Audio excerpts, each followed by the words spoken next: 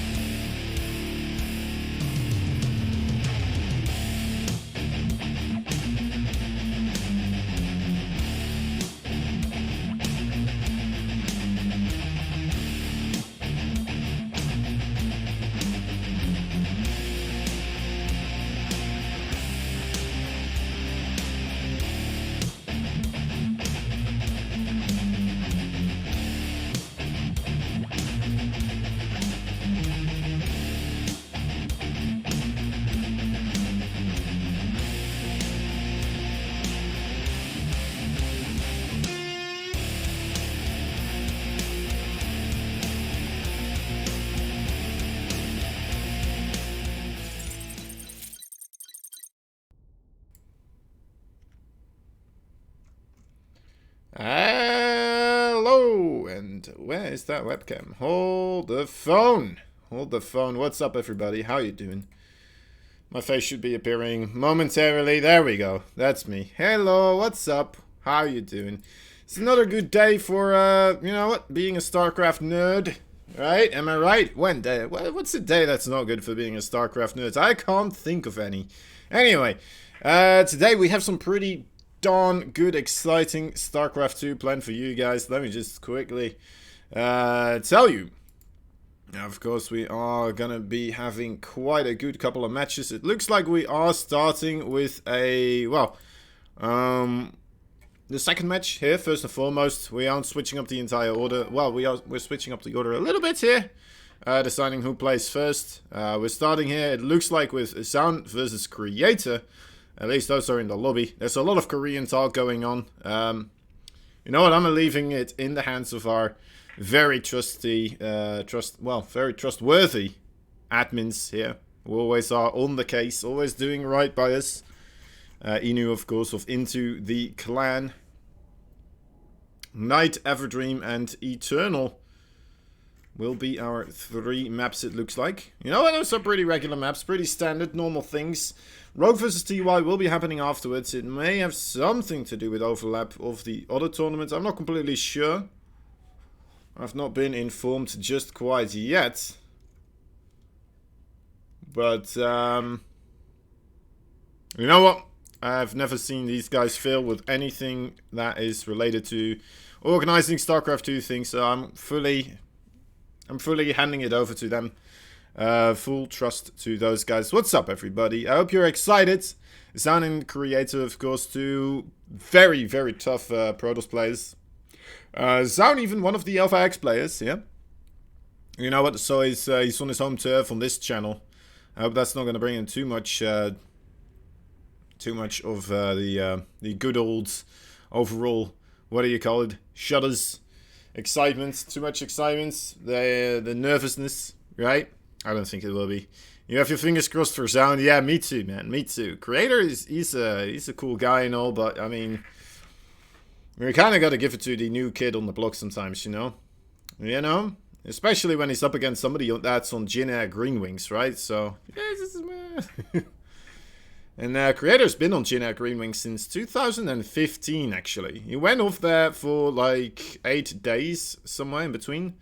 It looks like. But other than that, he's just been a steady representative of the GNR Green Wings.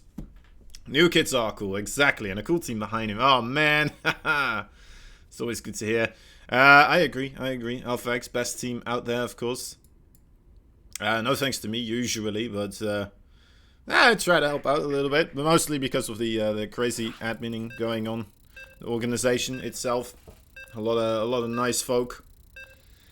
Anyway, and a lot of events as well, of course. We have, I'm not quite sure if there's another team for StarCraft 2 that's organizing this many events. But then, to be fair, this event would not have been possible without a whole lot of other teams. Or at least it wouldn't be as epic without the help of the other teams, right? We have Into the Clan, Bravestar, KB, Bet, I think, as well. And then we have Exxon. Is it Exxon?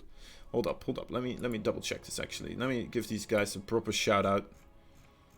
Yeah, Exxon is there as well, and Global Clan. All those great people, so you know what? Props to them for helping us out, getting us within this great position where we are able to do all these lovely tournaments. What's going on, Big Black Hawk? How you doing? You forgot the X there within Alpha X, unless if you're just calling us Alpha SC2. Or there's someone else in chat called Alpha SC2. Maybe that's the case.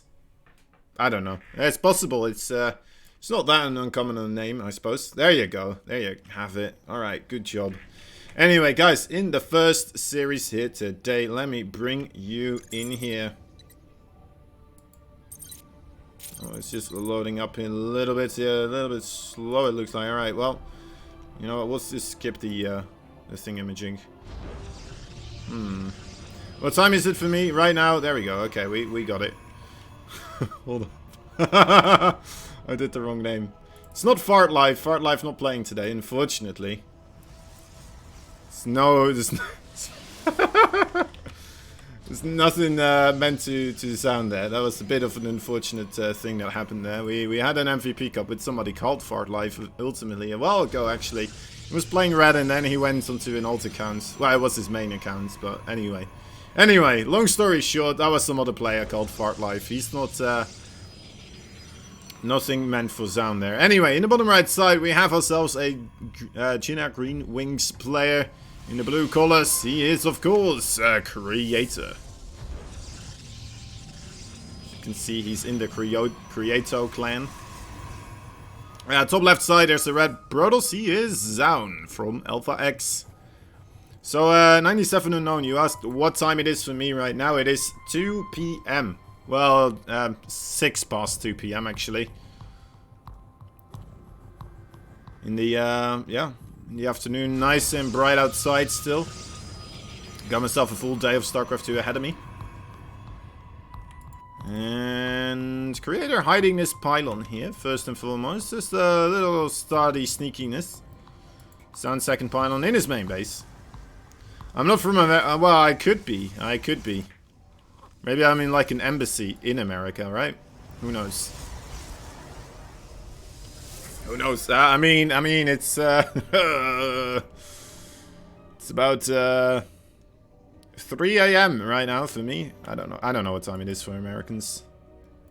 It's probably not a.m. It's probably a bit too. Well, it might be. Oh, I don't know. I give up. The illusion has broken. It's not possible. Darn it. Alright, anyway. Just don't tell anyone, alright? Don't tell anyone. 2 adepts here. First and foremost, going to be created by Zaun. A little bit of a lag there. Looks like that is still the thing with the Korean servers here. Unfortunately, sometimes it does have this a little bit, right? Where you do have the bit of the shutters. I'm not completely sure where it's coming from, but it is actually a thing. Wow, he's gonna... Well, at least he's gonna see this proxy pylon, right? Ultimately. I don't think anything's really gonna happen with it. It's mostly there just to kind of confuse Zaun if he does go for the scouts, and he did. So, you know what? He's like, alright, there might be a proxy somewhere. I need to keep tabs on this. I need to play safe. And now he sees the pylon here. So, I think he's already assuming that there's a... well, Nothing too crazy on the map. What's better, during pandemic? What do you mean? 6 a.m. here. Oh, I see, I see.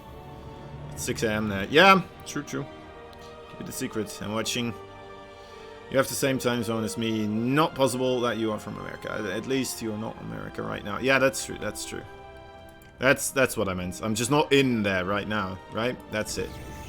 Anyway. So yes, sound a little bit behind with this Nexus here overall. Might want to consider adding in some pressure here. Potential pressure does get scouted what he will be able to kind of throw at his opponents here. Although the War Prism here actually getting through unnoticed so far. 3 Adepts immediately in this worker line. In a bit of the trouble here. All those probes. Might want to consider cancelling the shade, and he does. Yeah, there you go. Now the probes being used to try and combat these Adepts personally. That's quite a lot of probes dying though. That's 7 of them already going to get gunned down. Well, I say gunned down. More so like pointed at and then energy orbed down. I'm not quite sure how they would describe it, but... Anyway, it's Protoss things. Hashtag Protoss things. Very strong start indeed here for Sound. We'll have to wait and see if, of course, Creator will be able to bring this back a little bit. He still has a pretty reasonable army supply. A lot of Stalkers here available. Of course, they don't do that well against Immortals. But Sound only has a single one so far, right? So it's not the end of the world. Blink as well coming up, so that's going to, well, together with those shield batteries specifically, going to allow Creator to be pretty darn safe here. Adepts figuring out that it's not that much being able to get done with just shading in. Might try to get 4 of them into the War Prism here, and that's exactly what he goes for, actually. But Creator, you know what, he of course realizes this is a very likely scenario to have happen. And just get some of those Stalkers in the main base here. Now, Sound, he's just not risking it right now. He's moving back. He got himself into a good position, economically speaking, right? They're on pretty equal terms here. Nothing too crazy, nothing too horrible for either of these players. Let's say, you know what, pretty stand up right now. I'd like the fact that Sound does have, of course, that his robotics facility already created. So he is able to make observers, he can make the immortals. And it's easier for him to transition perhaps into disruptors as well if he feels the need to. Creator has benefits here. I suppose he already has Blink, right? But that window of timing is, well, diminishing here as we're speaking. Not quite sure how much he's going to be able to get done with it. And he's already getting the Forge as well. I suppose that is also a bit of a legs up for him, right? We'll be able to start those upgrades a little bit earlier. As the robotics facility now being constructed. Sound, on the other hand, what is he up to? He's also getting the Forge a little bit later. But other than that, a very potent force here. Oh, the Blink, though, in the main base. That's right, he doesn't need a War Prism, does he? He can just go wherever he pleases. I'll be able to do a little bit of damage here. Quick pull away from Sound, though. Doesn't lose too much. 2 probes for the price of a single Stalker. Not too shabby, but nothing to be incredibly worried about here, I'd say, for Sound, of course. Just barely keeping that Stalker alive, actually. Shield batteries come in quite handy sometimes, guys. They are very useful things. Anyway, 4 more gateways here, 5 more gateways here for Creator, as well as a Templar Archives, of course. As we can see on that production tab. He just killed the Observer. Yeah, okay. So he did just kill the Observer. Now. I'll have to wait and see, of course. Both these players are going to go for their 3rd bases. So they're kind of slowing things down here a little bit. Gonna try to macro up. And we'll just have to be patient. I like the High Templar Archives actually for Creator here, as we do have quite a lot of sentries still available for Zaun. He still has 4 of them, right? So that's a lot of force fields. And with Archons out on the field here for Creator, they're not going to do too much, right? They're not going to do too much. And that's still 200 gas or something extra added in. here for our Alpha X Protoss.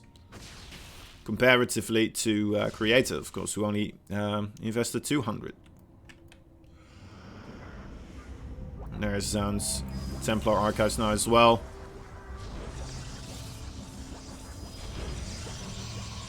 Alright, trying to poke in here. Those force fields for Creator could potentially still be quite bothersome. Oh, hallucinated Archons.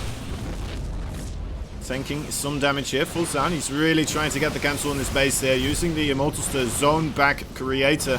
Will it be enough though? Will it be enough? There's more stalkers coming in. I think so. Creator's gonna have to step on it pretty soon here if he wants to actually save this base. I mean, if he doesn't save this base, it could be quite the detriment to him. Of course, I like... Wow, Zaun's hallucinated Archons actually holding back those Archons of Creator quite a bit here. Now just blinking right on top. Alright, Zaun, he may have done it, honestly. Creator trying to commit to defending his base here, but I'm not quite sure if he has enough. Those Immortals just really laying down the fireworks. As you can see, well, it's gonna end quickly here, guys. Zaun just having a little bit too much, but as you can see, just trading incredibly well with the extra power of those Immortals. 4 kills and 4 kills on each. There it is. GG is called. 1 game into favor for Zaun, first and foremost, to start things off with. Alright. Alright. Looks like that's working a little bit better now as well. It just needs to warm up, guys. It just needs to warm up, apparently. Zaun 1 to... Oh, that is some nice stuff. That is some nice stuff indeed. Man, those hallucinated Archons, honestly, I was a little bit afraid for Zaun. I wasn't completely thinking it through, I suppose, but very quick thinking from Zaun. Not trying to get any force fields out, just straight up using all that energy for, what's it called? The Guardian Shield and hallucinating Archons. And that worked out much better. Much better, in fact. I'm not sure if Creator had a Observer there. Maybe that would have helped out the AI a little bit, but in the end, very well played by Zaun. Taking a first victory here of today. It's a good sign, but you know what? He still has to win at least 3 more games if he wants to advance, and that is, you know what, without losing games in between as well. And they can't be spread out too much over all the series. All Stalkers half HP. Yeah, he's pretty darn good at that micro. It's pretty darn nuts. Yeah. Alright, well, that means we're gonna go into game number 2. Everdream here on the agenda. There is Creator and Zaun now entering as well.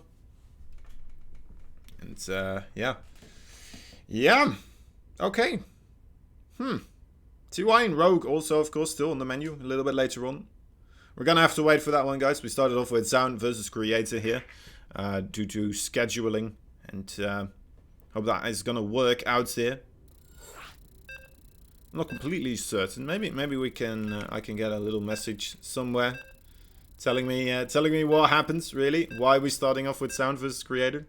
Maybe Sushi. I'm sure you will know. Anyway, let's try to figure it out. As we keep going. Alright, guys, game number 2, Everdream. The 2 Protoss go at it again in a brand new battlefield. Brand spanking new battlefield. Well, I say it's pretty well, it's very well known now by now, but for these guys on this day it is new. Here you have it. In the bottom left side there is that red Protoss. He's fighting for Alpha X, and he is none other than Zaun. On match point right now, and his opponent 2 points away from utter complete victory. He's the blue Protoss. He's none other than Jin Green Wings' Creator. Let's see what kind of shenanigans these guys can throw at each other now this time around. The previous game was a little bit straight up, wasn't it? And mostly was it came down to Zaun just having a better army composition, it looked like, than Creator. And Creator, yeah, committing to the defense of that 3rd base when apparently he wasn't really prepared to do so.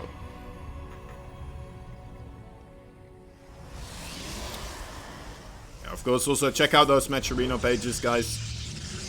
I think there's only one, but... Oh, man, it's a big one. Alright, it's a big one. We would really appreciate anybody who could spend a little time here to fill in those codes, as both these players are just kind of setting up here for the mid to late game.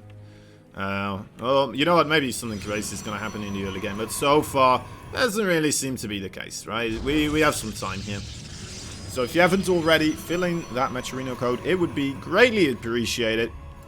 As, you know what, I'll just give you a visual through audio, right? I'm gonna give you 1,000 words to paint a picture in your mind that breaks the rule of thirds, as a picture is worth 1,000 words. It's from one of my more favorite poets, Mr. Scroobius Pip. Anyway, in his words, there's a pylon on the middle of the map for Creator in the top left side with a robotics facility on the way as well. And that probe did get scouted here, so Zaun did see the weird direction that probe came from, so he's going to be scouting here in the top left side. He's seen that there's not that second pylon actually in the main base here in time. So he's already looking around as well with the other probe, and he finds it. Look at that, lovely scout there. Zaun is completely aware. Now, what is his response going to be? He's just going to throw down a Stargate, it looks like. It's not a bad call, honestly. Every single Phoenix there, well, a little bit less expensive than Immortals, and they kind of just lift them up, so kind of taking them out of commission immediately. Very useful ability, of course, indeed. And they're also pretty good at harassment. If you do hold off that attack, the Creator still wants to make it a game. I wouldn't be surprised if he does, but you know what? First and foremost, of course, we're going to have to see Creator actually his attack being held here by Zaun. 2 shield batteries on the high ground definitely will help. But that's a lot of Stalkers going out as well. Not too many Stalkers just yet available for Zaun here, as he did make those 2 adapts on the other side of the map that are trying to go in here, but there is that probe already set up on the high ground here. Yep, that is a dangerous situation for you, Zaun. He needs to be careful. Alright, adapts do get thwarted, will not be able to get in here.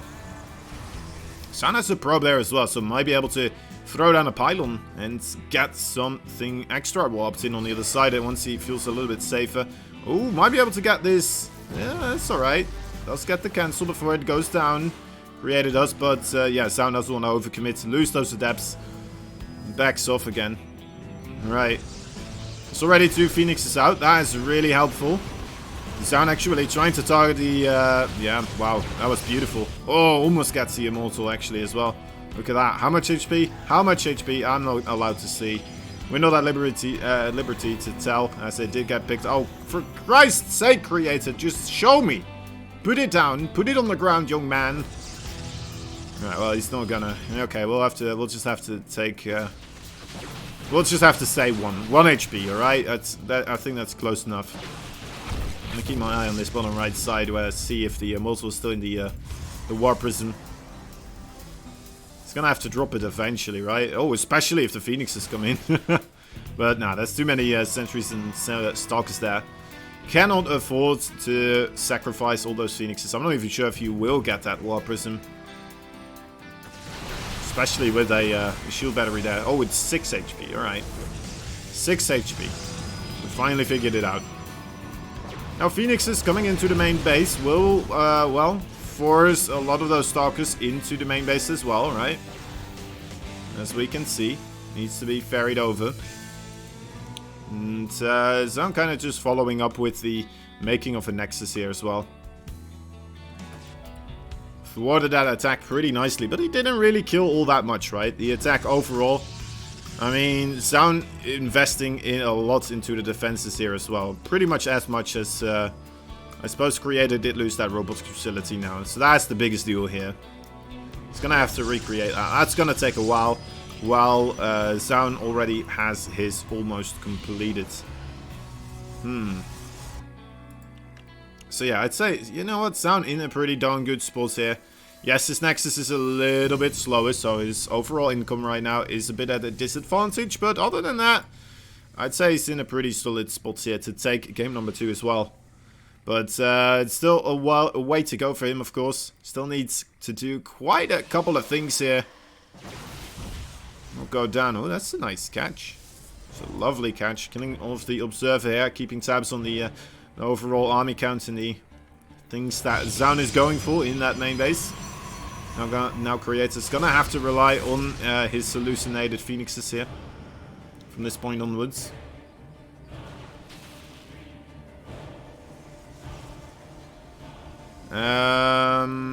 Alright. Okay, what else are they doing? Another gateway Twilight Council now for both these players. There is the Adept Glaives coming in, full Zaun. Adept Glaives, they absolutely tear Zealots apart, of course. And, well, we mostly have a Stalker army here, but you know what? They also do really great against Immortals. And we did see Immortals, the previous battle, being of utmost importance. It's gonna be the same here, I feel like. But then again, if you have those Adepts with the Glaives, maybe they aren't going to be as important, as they'll be targeted down by those Adepts, of course.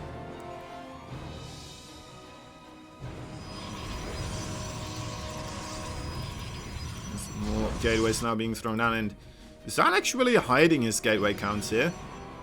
Putting a lot of them in the top left side. Not quite sure.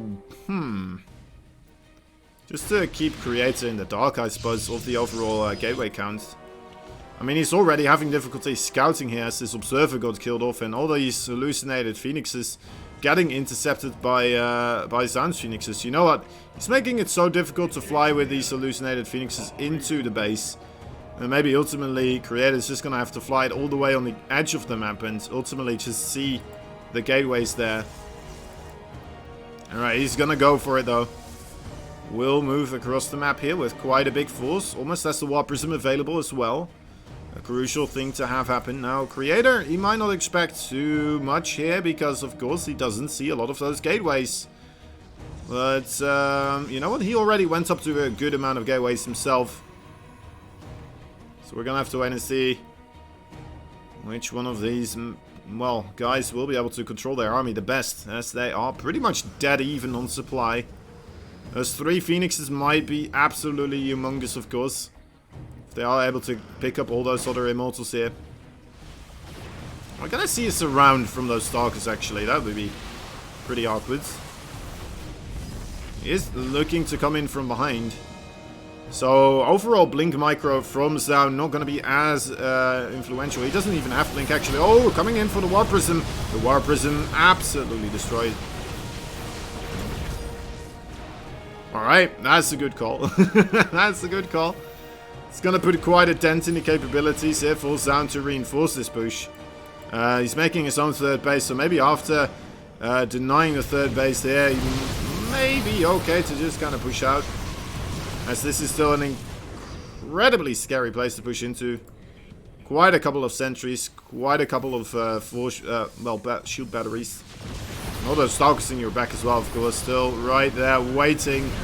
Okay, Zaun coming in, trying to target down the Immortals. Same goes for Mr. Creator, of course. A lot of those hallucinated Immortals doing rather well. I'm not quite sure. I think Creator is slowly winning here. And yeah, Zaun has to back off. Needs to get that recall going. Alright, nicely done. That was a great timing to do that as well. Alright, so everything is safe again.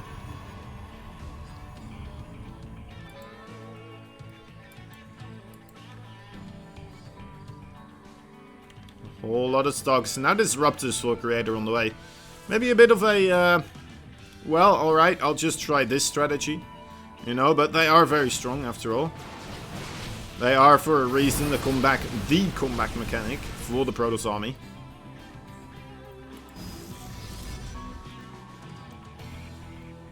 Two Adepts lurking on the edge of the main base of Creator here in that Warp Prism. Trying to get themselves in. Infiltrate the main base here. Do see the Disruptors. So that's pretty nice. Already going to be aware of this happening. So might want to start up a bit more of the overall Phoenix production again here, right? I'm not sure how many he still has. I don't think he has any. So, you know what? I would love to see some Phoenixes. Oh dear, this could be a massive blink actually for Creator. He's not committing for it though. Just not committing. Alright, well now he sees the army is here on the low ground. He might be gonna go for it. Is he gonna go for it? Okay, no, he's playing it safe. He's playing it cool. Oh, and the Observer gets spotted now by Sound as well. So, well, there goes his ability to get in there if he did want to do that. More stocks on the top side as well. Man, Creator's loving his blink stocks here, isn't he? Quite a big force on the way, putting everything together. All his eggs in one basket now. Alright, really wants to get this. Oi, oi, oi.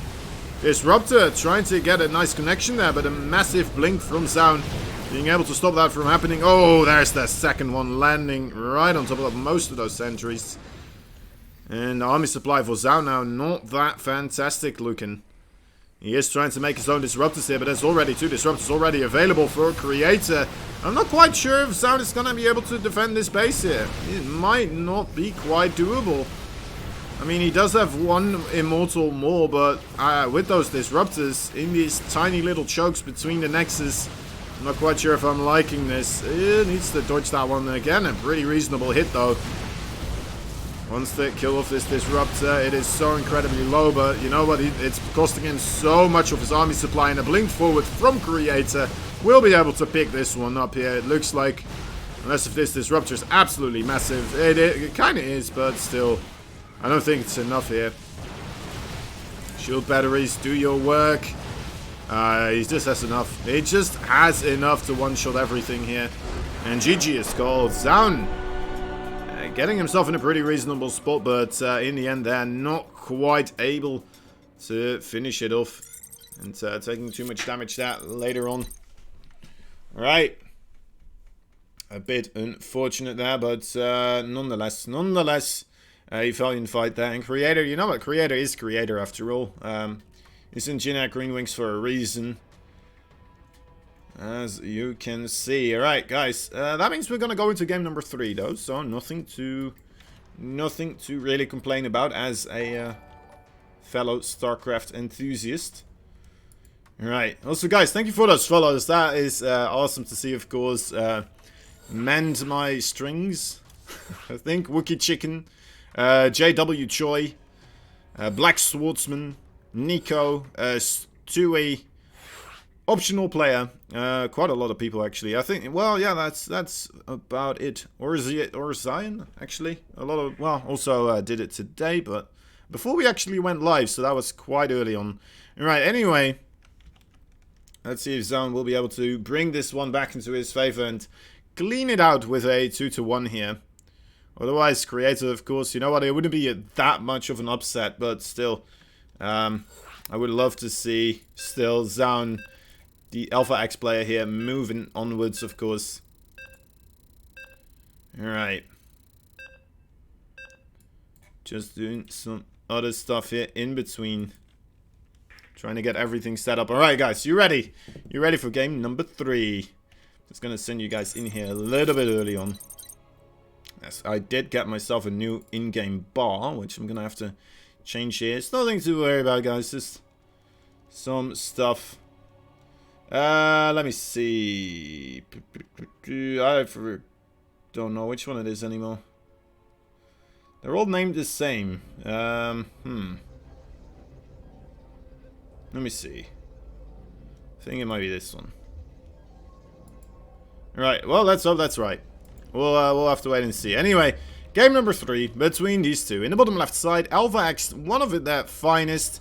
It's the Red Protoss. He is Sound.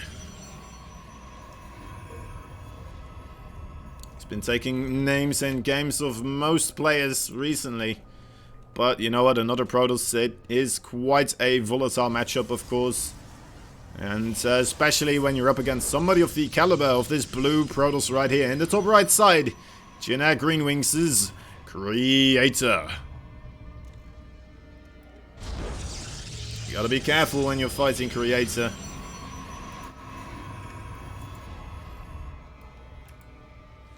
You gotta mind those, everything. You gotta mind everything here. Gotta walk around on your tippy toes. Don't get caught off guard as you see. You know what, just having a 1 or 2 immortals extra. Being a little bit late with your own disruptors versus a disruptor versus no disruptor play. Everything can, of course, spell your demise. I think, honestly, I would have loved to see Zown in that previous game go for the Phoenixes. Instead of getting his own disruptors, just add a couple of Phoenixes. I think it may have been a better strategy. But then again, I can kind of see why he wouldn't as well. Seeing Creator going for that many Blink Stalkers, he's quite capable of just targeting down with a couple of Stalkers the Phoenixes while they're picking up the Disruptors. Maybe even before they are able to pick up the Disruptors. So maybe that is why, of course. But anyway, it is a style I like to see. Blink Stalker Disruptor versus Blink Stalker Disruptor. I'm kind of hoping we're going to get there without too many bumps in the road this time around, of course. Previous game, it kind of immediately ended because one player already got to the attack and the other one still kind of struggling on the Stalkers and the Immortals there. Alright, puts down the pylon. Doesn't get the full block, so not that necessary to kill it off ultimately here for Creator. But it's going to allow Zown to see what's coming out of these 2 gateways here, right? So he sees the 2 adepts, immediately cancels. And now he kind of knows what he is able to do with the adepts of his own, right? So he's going to start marching across the map here. He's going to keep this probe around as well. Is he looking to tank a bit of damage on this probe here? Might be able to get it. Ooh, on the high ground, there we go. Does get the first initial 2 volleys. Will send those shades after the adepts here. And yeah, Creator in a bit of trouble now. Look at that. Ooh, nice micro from... Oy, oy, oy. Okay, yeah. Looks like... Oh, he missed it. He lost them. Nice dodge from Creator. We'll be able to keep at least one of these adepts alive. And more adepts coming out of Zown, though. Really went for it this time. 2 more adepts are behind this. Creator did go for 2 sentries. That did get scouted by Zown here, though. So, have to wait and see. Oh, this 1 adept might be... Okay. Forcing the recall here, actually. All 3 adepts coming back. And this is... It's going to stack up quite a bit of damage on... Actually, oh, just a slight misclick. Almost getting 3 kills there. Wouldn't be bad, honestly. Would have been pretty nice. Single adept for 3 probes. And then even getting the adept out of there. At this early part of the game. It's pretty darn nice, I'd say. Pretty darn nice indeed. It didn't really happen though, of course. Oh, 2 kills, still very nice for the for what he really invested into that. Zown once again going for the Stargate opening here. We'll get a Oracle into the natural line, but with a again the ever so infamous shield battery here. Oh, there's no probe to protect the wall though. Those 3 adepts do get in, but there's so many Stalkers here. How much damage will Zown actually be able to get done before he loses those adepts? And it looks like not well. Actually, he got 5 kills. He did get 5 kills. I'm not quite sure if they all were from those adepts. I think the Oracle did quite a bit as well, but 2 kills on this, 2 kills on that. So you kind of get the idea. Is this from a replay? No, it is not, sir. No, it is not.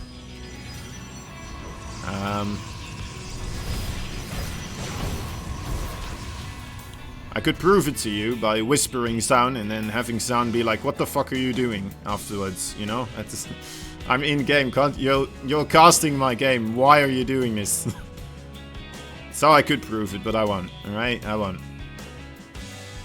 I'm gonna contain my enthusiasm with that one. Do it. No. Alright, so both of these players going for the blink. That's a Forge full down, slightly behind of Creators. It's a pro casting tip, by the way, guys. Always frame your sentences in a way where it can still go both ways. So, you know, I could have said slightly ahead or slightly behind, and it turned out it's a slightly little bit behind here. Anyway,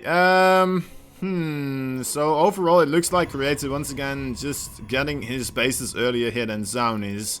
Right, maybe he's willing to take a bit more risks in the economic departments, which is interesting to see in a way, right? Because normally I'm kind of used to seeing the younger players being the players taking all the risks, right? Kind of being more carefree, those older players always wanting to dot all their I's and make sure nothing can really get them, but Creator here, I'm not quite sure. Maybe he's just feeling very confident in the situation, or maybe he's just more willing to just try to edge ahead here with those types of slight macro plays. I'm not sure how much these guys actually play together anyway, right? So, might have something to do with that as well.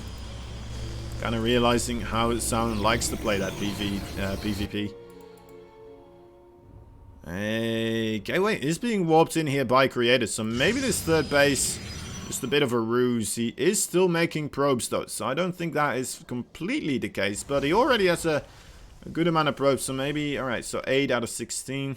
It's not fully saturated just yet, but definitely would appear that he's aiming to get some damage done here across the map. And it won't get scouted just yet by Zaun. That's a lot of stuff right now. Look at that. That's 38 army supply versus 28. It's not what you would like to see here as a Zaun fan. There's 2 shield batteries though on that third base, so that's gonna help out definitely. And these 2 oracles might be able to get some work done as well, right? But then again, those 2 oracles, that's quite a bit of his supply as well. And the shield batteries, they're not done yet. Oh dear lord. 1 shield battery actually now only available. A lot of Blink Stalkers going out and about their business. A lot of Stalkers. Well, Zaun are just kind of stuck behind the Nexus. Really getting the trades they are looking for, and with this quick reinforcements coming in from Creator as well. Zaun needs to pull the probes. He needs to do something here. It's not a fight he's going to be able to take. Otherwise, then that's so much damage he's taking right now. And even now, it's still 42 army supply versus 20 something, and this might be it, guys. Man, Zaun had a lovely game number 1, but definitely feels like he just kind of fell apart here to Creator, getting blindsided. Well, at least in this game number 3. Game number 2 didn't feel like he got blindsided as much, just a little bit of maybe a little bit of a miscalculation more so. He is making Archons, those status traps might be able to get some work done, but Creator too good. He's not gonna fall for those easy tricks. It's like Zaun quickly trying to just put a marble underneath 3 coconuts, and he's shoveling them around like some sort of street magician, and Creator just instantly is just like, oh, there's this one. And yeah, Zaun just has to admit, yep, yeah, that's right. That's right, unfortunately. Anyway, this of course is still here. Might be able to, okay, well, yeah, there we go. Zaun is going to be able to get rid of this, so it's going to be a little bit more difficult for Creator to get his reinforcements here. But he's already, you know what, he's already making a plan B, right? That War Prism already on its way. And he's feeling pretty darn solid, right? How many probes did he kill? 16 right there. Overall lost count, look at that. That is, oh, that's disgusting to see here for Zaun. He still has those oracles. Maybe they're going to be able to do a little bit of damage themselves, right? He has to find something here. Some sort of a way back into this. Disruptors might be one way. Killing off a ton of probes with those oracles might be another. And he does get 4 of them. That's a good start. Ties up the work account, but not after, you know what, Creator here. Taking quite a nice little dip into the blue there on that income advantage grav. Yeah, grav. So a bit too much like a grav. You know, grav. No, I'm sorry. I played Overwatch for a part there. Anyway, other game, other terms. Just sounded like it, alright? It wasn't well, anyway, alright. So we're having another big fight here, and I'm not sure if Zaun is going to be able to really keep himself together here. I like the fact that he's got this amount of Archons. I think he needs like 1 or 2 more, though, to be fair. It's definitely going to help out against these Zealot numbers of Creator, but Even with that little bit of help, right? Having the counter to what Creator's bringing out here, I'm not quite sure if it's going to be enough. Now warping in his own zealots needs that buffer force here. He has 4 shield batteries, but there is a supply difference of 30 here right now. And that's going to be rough. Ooh. Okay, kills off one of the stars here. Doesn't lose anything himself. Creator backs off for now. So maybe not quite certain how far in the supply lead he is finding himself right now. There's still 2 oracles at the top side as well. Oh, you're good up. Alright, loses... Oh my god, loses 3 stalkers there. For absolute free. There you have it. There's the 3 hearts of the stalkers laying on the ground right now. Another Archon being morphed in here for Creator. Alright, yeah, the Sound, he is really going at those Archon numbers himself as well. He really needs to be fair. And Creator, he's just trying to get a read on the amount of units that Sound really has. And if he feels comfortable enough to really push in here or not. He's taking a 4th base as well, right? So he is, in a way, also denying Sound perhaps. So if he doesn't find a good way or a good moment to really engage this, he's still going to be ahead overall because he's already got that 4th base going. And the longer he kind of keeps Sound busy here, that's also going to work out for him, right? So he's not even going to really have to win the fight here anymore. Basically, just kind of keeping Sound busy now. And let's see, Creator now also adding in the Colossi. Definitely did seem with all those zealots that he warped in that he was planning to go for a big push here. And try to get down. Perhaps, maybe he wasn't expecting the Archons to be at the number that they were already. Right, that could be the case because, of course, Archons, they do amazing against those zealots. And maybe he was just expecting he was, you know, maybe he's going to be able to hit Sound there before those Archons actually get to the ridiculous number there that they are right now. So a bit unfortunate. So coming back to plan number 2, we'll add in a good amount of Colossi here. Instead, Sound is going to add the Disruptors. So we're going to have Colossi versus Disruptors actually. The ultimate battle. The Giraffe versus the Psionic Turtle. I don't even know how to call it. Alright, well, anyway. What does it look like? It's like a little Death Star on wheels. Anyway, with those Disruptors, I'm kind of liking Sound Swords, but, I mean, there's still quite a nice army supply lead here for Creator. That's gonna shrink pretty quickly though, as he is max supply, and Sound coming up there pretty darn quickly as well. Sound just has like more than 10 extra workers here. He's really committing though. Oh my dear lord, the Disruptors not getting the greatest connections. And those Colossi still just shooting away. A lot of the Zealots now on top of the forces of Sound. The Archons trying to deal with them, but they're just not being able to deal with them quickly enough. And it looks like, you know what, Sound did not get the Disruptor shots he needed. Committing to that fight there because of the Zealots just getting on top of his forces. And now Sound in a lot of trouble. Once again, needs to remake his army as quickly as possible. There's some Disruptor shots. Needs to just keep Creator busy, right? Micro backwards. And buy time with the Disruptors. Maybe sometimes get a little bit lucky with a connection here or there. Needs to keep Creator at a distance. Sending in the Stalkers, trying to snipe down the Disruptors now. Nice control though for Sound. Will not allow that to happen. It's basically a battle. Those Stalkers want to fight against the Disruptors. And the army wants to fight against those Stalkers and not against the rest. The Disruptors want to fight against the rest. Alright, so... Man. Sound he holds on here for a little bit, but... I'm still quite worried. Creator mining a lot here. And that's Phoenixes now on the way as well. And those Phoenixes, together with the rest of this army, are going to be able to nullify the Disruptors completely here. Yeah, this might be it, guys. This might be it. Alright, there comes the Phoenixes lifting up one Disruptor.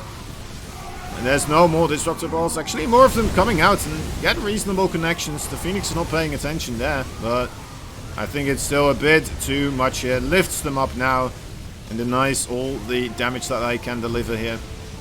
Waiting for the rest to try and get their shots off, but yeah, guys, I think that's it. I think we have Creator going up 2-1 and moving on through.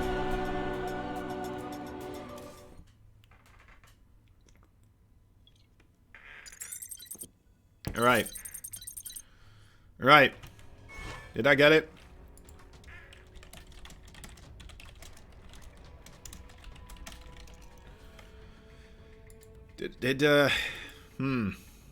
Alright, anyway. I wanted to see. I had to change the bar in mid-series there, but kind of wondering if I got the right one now. Hope that is the right one. Anyway, Shoshi. Colossi running from disruptor shots looks hilarious. Yeah, it definitely does. It definitely does, but you can see for sure that how great those Phoenixes are at just dealing with disruptor armies. Kind of makes you think that maybe Colossi Phoenix might just be the better way to go. I don't know enough about PvP, but Creator definitely seemed to think so in that situation. I mean, you can't really lift up Colossi, so that's definitely a benefit there. Regardless. Regardless, guys, I mean, neither of these players are out of this tournament just yet. Of course, both of them can still get knocked out or move on through. So we're gonna have to keep alert for that one. Anyway, while we're waiting for the next game to start up, let me do a quick shout out to one of our sponsors. Of course, they are G Fuel, the official drink of esports, and they have been supporting all sorts of games and gamers since 2004, and they've been giving them focus, in endurance, and energy. All the stuff you need for a lovely bit of gaming to continue on for a longer period of time. They've even just released their new flavor, of course. It is Bubblegum, a satisfying trip down memory lane with a lovely whimsical taste bud extravaganza that will remind you of simpler times. Get the new flavor alone or in its limited edition collector's box. G Fuel adds to our prize pool for each of their quests completed, so be sure to go check them out, guys, on that Matcherino page, and complete your G Fuel quest to support this tournament. We would very much appreciate it, as that, of course, shows our sponsors that, you know what, we're worth looking into. You know, we're allowed to continue onwards with our sponsorship, and these players, they get more money that way as well, right? So that's it's a plus, and then it's a plus for you guys too, because you get more StarCraft. You get more StarCraft. Casted by me. If you're up for that, of course. If you're okay with it, guys, I'll be here. I'll be here continuing onwards. Anyway, let's do a quick commercial break as well, as we are waiting for TY and Rogue to do their Fidos. Alright, guys? So one quick second here. I'm just gonna, well, start a sentence, and then hopefully mid this sentence somewhere the ad break is going to be interrupting the sentence, so you're never quite certain when it's going to end here. Oh, we already did it, it looks like. Alright. Sir. I couldn't start it now. Maybe that is... Oh, there we go. No, we didn't. Okay. I don't know what's happening. Anyway. Good effort, Kozan. Thank you for that follow, Ken. Love to have you here, my friend. Good to have you enjoying some StarCraft 2 with us. TY Rogue, when is this game? Well, good sir. We have decided not to... no, I'm joking. It should be starting here right now. TY and Rogue, they are doing the Vidos, so it's coming up. It is coming up. CKD Just, it's coming up. Mr. 3281. Mr. 3281. Huh. I'm not sure where those numbers come from, but I hope you're not a time traveler. If you are a time traveler, you would have already known that it's coming up right now. Right? Exactly. Alright, anyway. That's right. That's right. Okay, well, anyway, I don't have much else to say, guys. I guess we have a replay replay pack set up as well if you are interested in supporting this tournament and getting something out of it yourself as well, go check out the Metrorino page, as it costs $10, but you are going to get all 7 days of epic StarCraft 2 action, right? So that is more value for the overall bang for your buck as well as that we normally provide. And you're supporting these players as well, right? Every single one of them, in a way, will be supported. So right, anyhow, let me show you guys actually the bracket overall. $10 is like nothing. Exactly, man. It's like nothing. Well, for some people, you know, we can't look into other people's wallets. Some people, they are students and stuff like that, right? So it's a little bit more tricky for them. And to those people, I'd say, just, you know what, watch the games. Tell your friends that it's happening, you know. Do the code, and then that's fine. All in its own.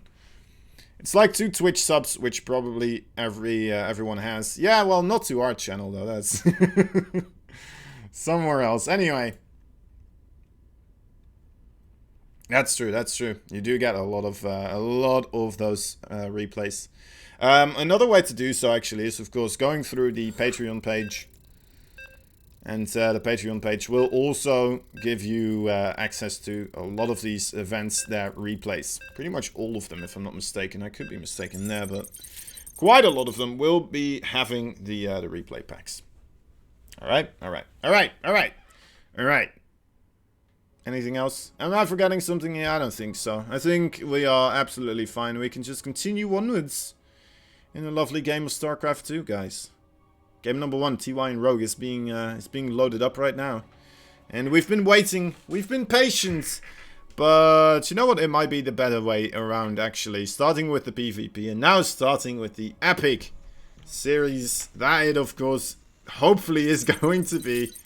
We have ourselves, in the bottom left side, a red Terran player fighting for... Wait, hold up. I looked this up earlier. Give me a second, guys. I'm gonna... TS Gaming. TS Gaming. It is TY.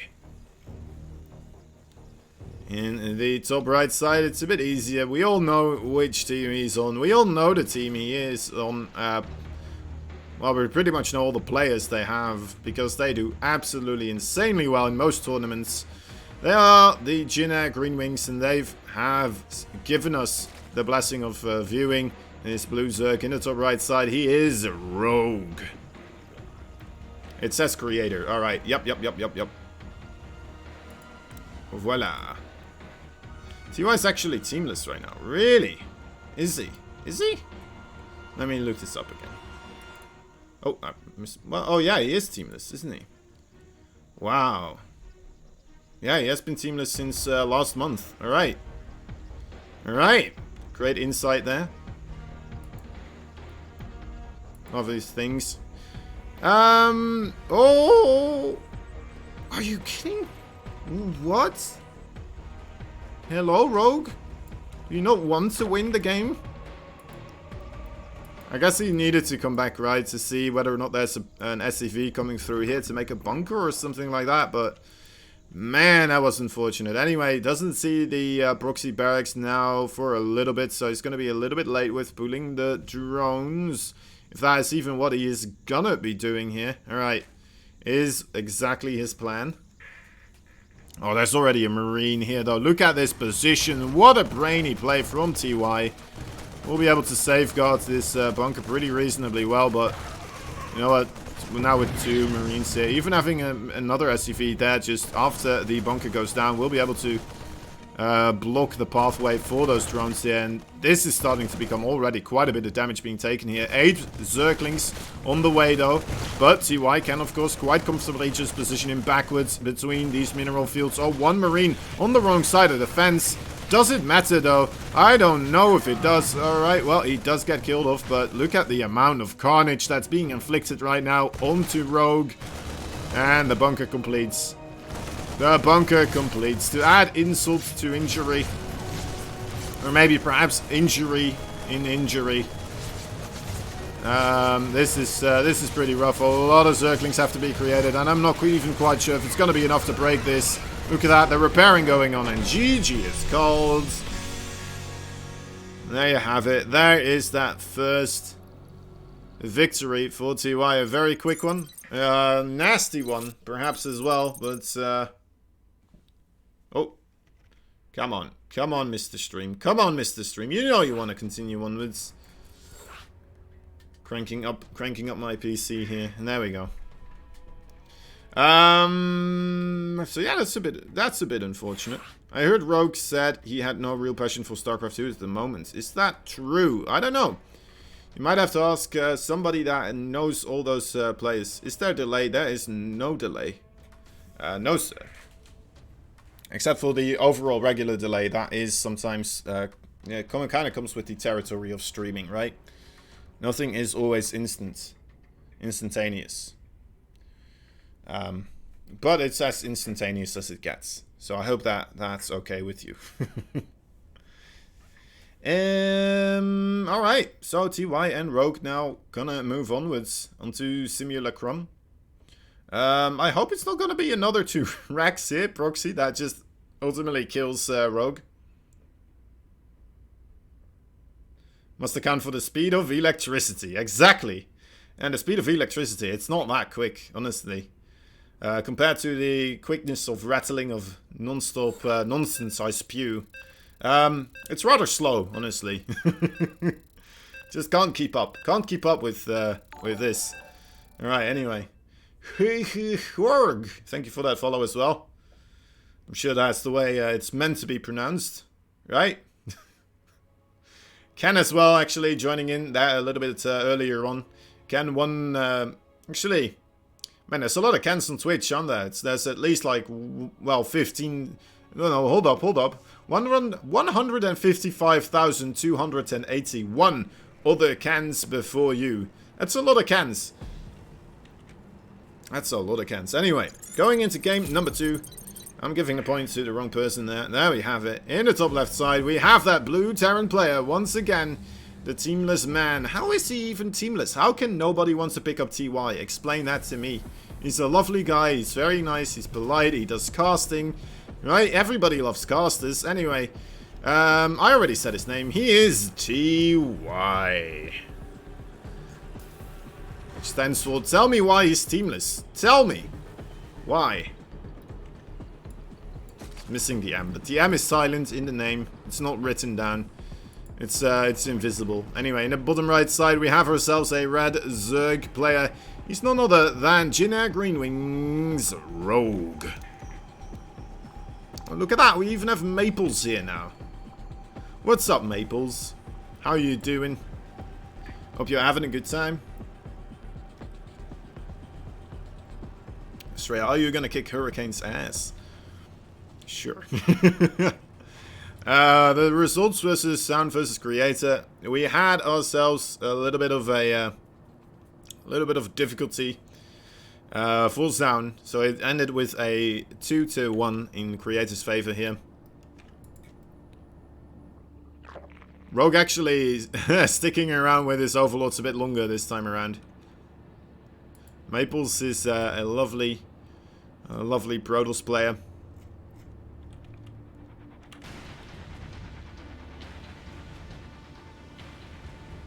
That's anyway. TY doesn't need a team. There's no good enough. There's no one good enough for him to join. But, well, I don't know. Well, we had difficulty with Sound because we want Sound to continue, right? Because we're the Alpha X stream and he's on Alpha X. So there was some difficulties with that game and unfortunately it didn't go into our favor. Roach Warren, actually, for Rogue here on the way. Man, these guys, they just don't want to play the game, do they? It doesn't seem that way anyway. Let's hope it just kind of normalizes afterwards. TY needs to be aware, though, of course. Might be able to get into the main base here through that upper high ground. Or that little ledge over here. Would be nice for him. 2 links for Rogue coming across the map as well, though. Oh, not in time there to delay that command center. I might be able to still get a single SCV, but that's about it. That's about it. So there's Reaper here. Not quite finding everything he needs to. 2 Hellions will be able to kind of safeguard this. Those 2 Lynx just barely not there in time. Okay, now he sees it. There we go. So he will be able to start prepping for this defense. Throws down a bunker immediately. Gets himself switched around with the factory and the barracks again. Starting up the Widow Mines and Marines. And a tech lab on that starport. Is it going to be in time? Of course, that is the question here. There's already quite a couple of roaches.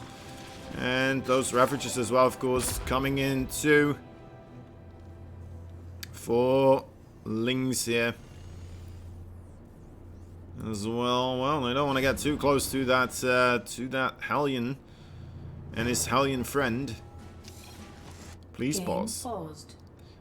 Well, well, well. I think Rogue is feeling the tensions here. He's gotta get his handkerchief to get rid of all the sweat on his forehead right now. He's like, oh dear lord, is this gonna work? He's gonna have to become the Towel Zerg at this point when he's playing against TY, because you know what, he's terribly afraid, obviously.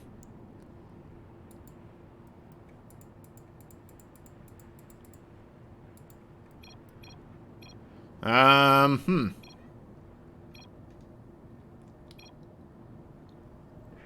think this is just what you do, right? For trying to check out what kind of a latency there is. As soon as you type, you want to have this message appear on the screen. And if there's like some sort of a latency or... Yeah, apparently his ping is higher than normal. So he's just spamming some stuff, trying to get a good feel for the overall delay and latency that he's experiencing.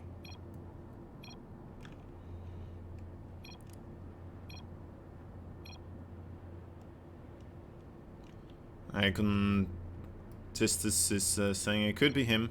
Could be on his side. He's lagging.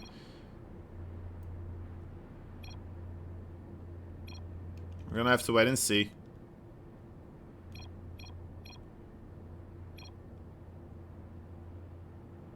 And we're gonna go countdown 3, 2, and a 1. And no go. Okay, there it is. Alright, so restarting this one here, guys. We have those Ravagers and the Roaches. A couple of Lynx as well.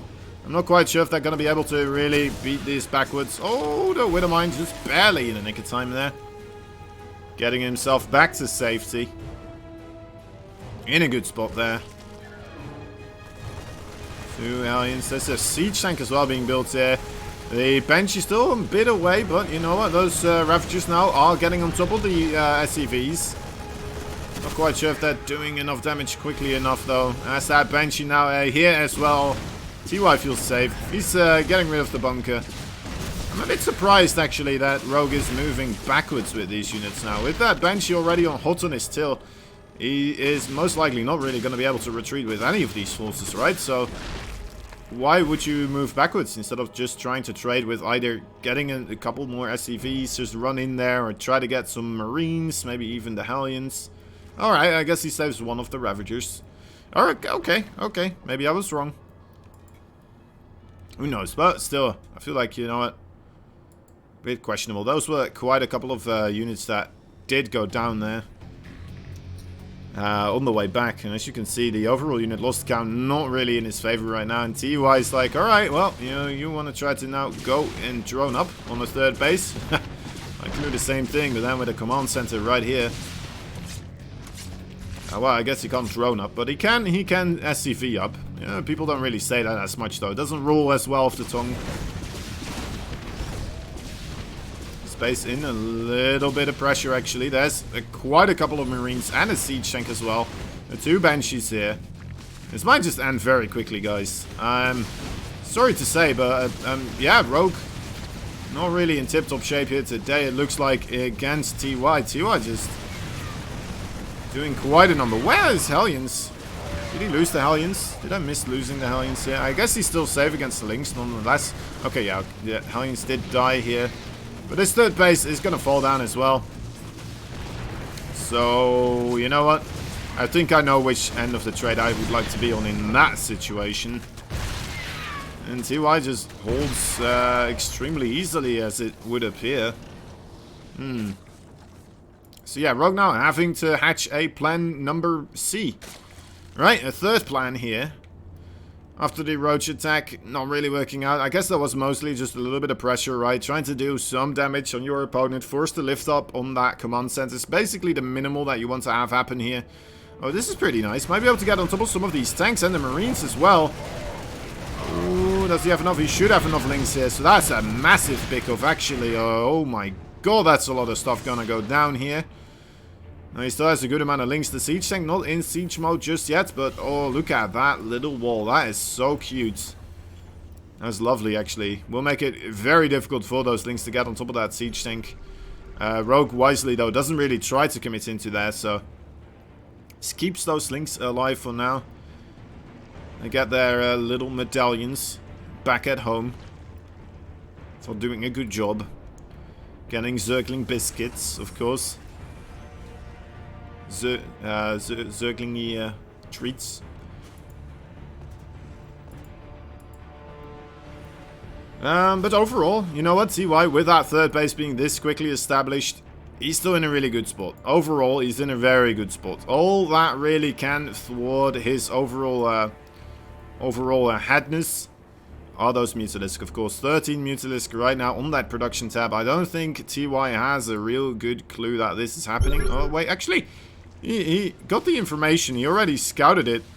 Now he sees how much, actually, Rogue is investing into those Mutalisk. Needs to be careful. Can Rogue actually fight this? I mean, he has a lot of Mutas, but how many will he lose? Not too many. Just 4. Just 4 for a good amount of Marines there. So I'd say that's an okay trade. I would much more rather like to see him go for the SCV lines, of course, but maybe because it did get scouted, he's like, you know what, I probably shouldn't really try to push in there.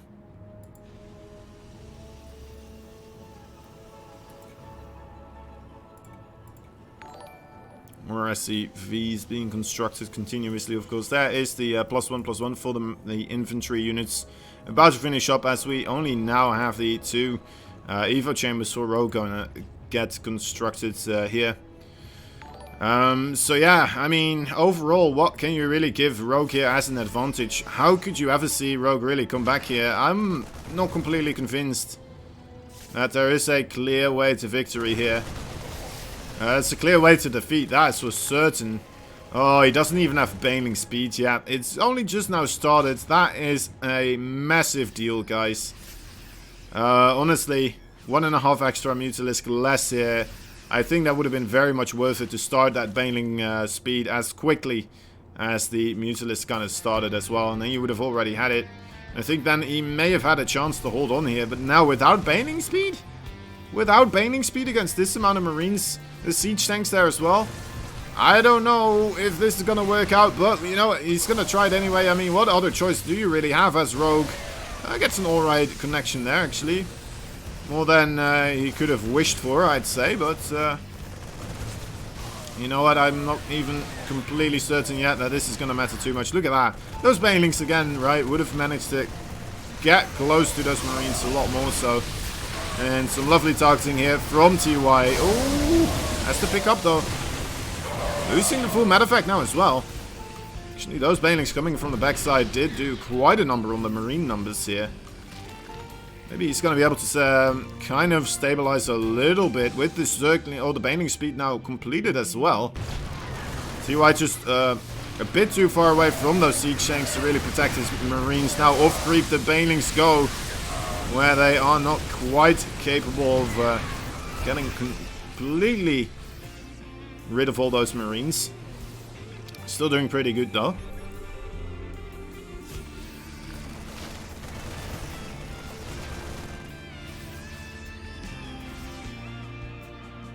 Alright. TY not giving up just yet on this location. He is grabbing himself another base. And I think he should be okay, right? I mean, the Mutaling Baneling style not really meant to be trading heads up here. Especially if you're in a bad position, economically speaking, comparatively to your Terran counterparts. You want to do counter aggressions. You want to run in. You want to do guerrilla style warfare, continuously just sniping away at the economy of your opponents, inching away at the forces when they're reinforcing and stuff like that. Not really happening here. So slowly but surely, TY just, as he keeps Rogue pinned down in this location, is able to just take it. And yeah, it's gonna give the 2-0 here for TY. TY on absolute fire today. And that means we're gonna have ourselves TY versus Creator as our next match. If I'm not mistaken. Right? Why did TY just leave the party?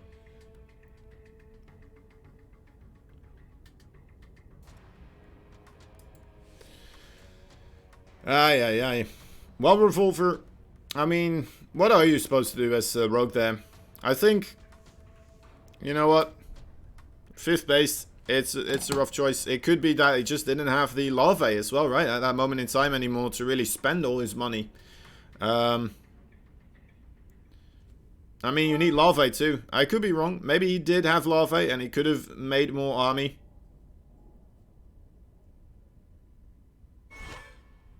Why is TY playing this tomorrow GSL? TY needs money, my man. He's teamless. He needs that stuff. But yeah, that could be the reason, Revolver. It could be. And then, you know what? You still want to spend your money somehow, get more larvae out, and then, I mean, if he does hold that attack, he still needs to be in a position where he can carry the game onwards, right? If he just holds the attack barely, he's still on a full base economy. Well, I say full base economy very, very generously. But yeah, if he's still kind of behind on bases, on TY's amount of bases, it's not going to matter too much anyway, right? Because he's just going to lose later on in the game. He needs to have something to fall back upon, and that was kind of his... I guess that's what he saw as a win condition, right? Is the game over? Yeah, TY versus Rogue. That was a quick one. That was a very quick one, honestly. I was expecting a massive, long, drawn-out TVZ between these two, but TY just slapping a nerd today. Back into his nerd cage. Rogue not having the best of times with that one.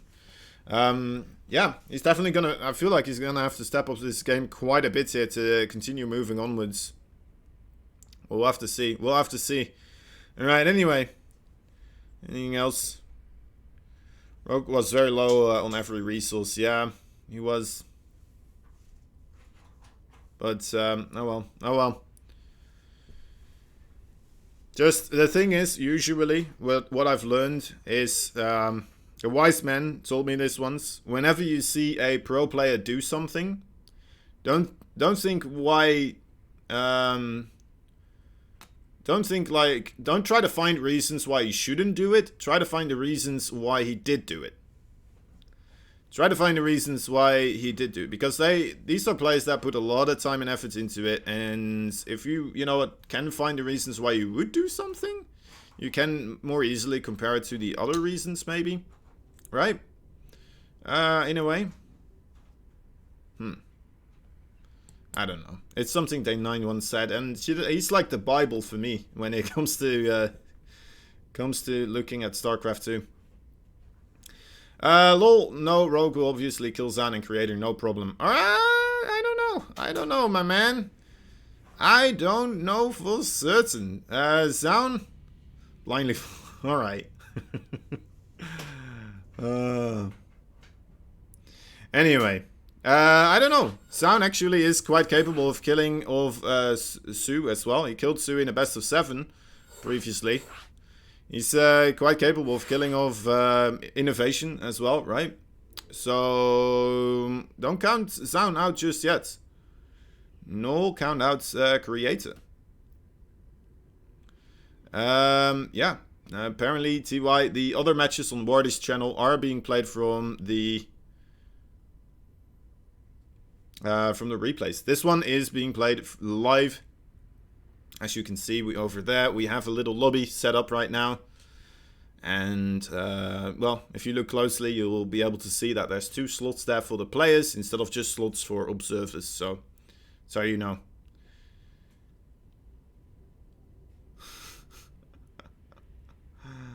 Oh, man. Alright, alright. I mean, yeah, it's going to be rough. I still feel like Rogue not really bringing his A game there, and we're going to have to wait and see. We're going to have to wait and see. Alright, we are starting here with Rogue versus Sound.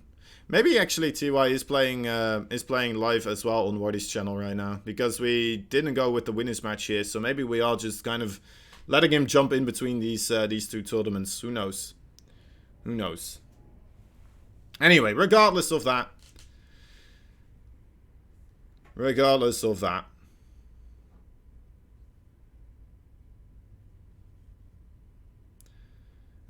But yeah, I do feel like you usually get more out of the learning experience from a game, trying to figure out why people would do stuff instead of trying to figure out why you wouldn't do something, or why you know what else they should do.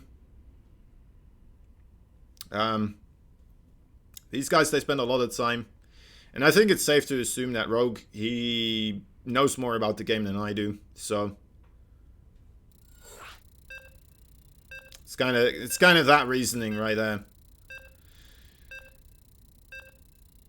Yeah, unless Rogue legs messed him up. Yeah, it could be the case. Yeah, for sure, it could have been. But well, we're gonna have to wait and see. It's gonna come down to this. It's the best of 3 after all, so a lot of stuff can happen. But also, well, to be fair, actually, Zaun, his overall strategy versus Zergs have been heavily reliant upon the Twilight Council Adept Glaive attack as well, right? So maybe that is going to be a reason why this is going to work out in Rogue's favor, as that attack has been figured out quite a bit more so right now. We'll have to wait and see. We'll have to wait and see. Anyway, I think we are in for a pretty good series here. In the 3 o'clock location, a blue Protoss fighting for Alpha X. He is none other than Zaun. In the 12 o'clock location, there is a red Zerg player for Mr. Generic Green Wings. He is Rogue. And you saying the loading took a long time?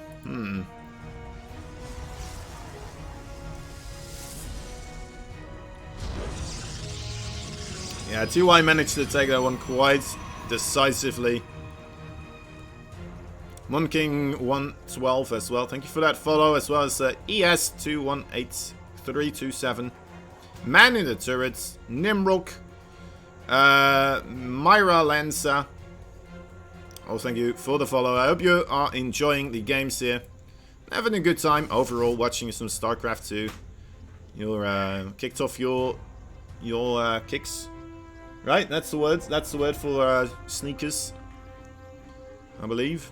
I'm Dutch. I don't know. I'm trying to mix more UK words into here, because that's more so my overall accent anyway. Regardless of that, what's happening in this game so far? You know what? Nothing too interesting. Just the very standard of standard. Sound didn't go for the hatchery block. Now that is something we're not seeing that often from him, right? It's not something we see happening that often. Sound going for the hatchery block. Usually he does prefer to just go with the scout later on to ensure, oh sorry, that there's no that there's no Zerglings rushing across the map here, and so that he can, you know what, get away with a quick nexus. Cybernetic squad now being constructed as well. More drones. Just more drones so far. Setting up the macro game, it looks like. That Overlord's quite far away, removed from his pillar of pervertedness.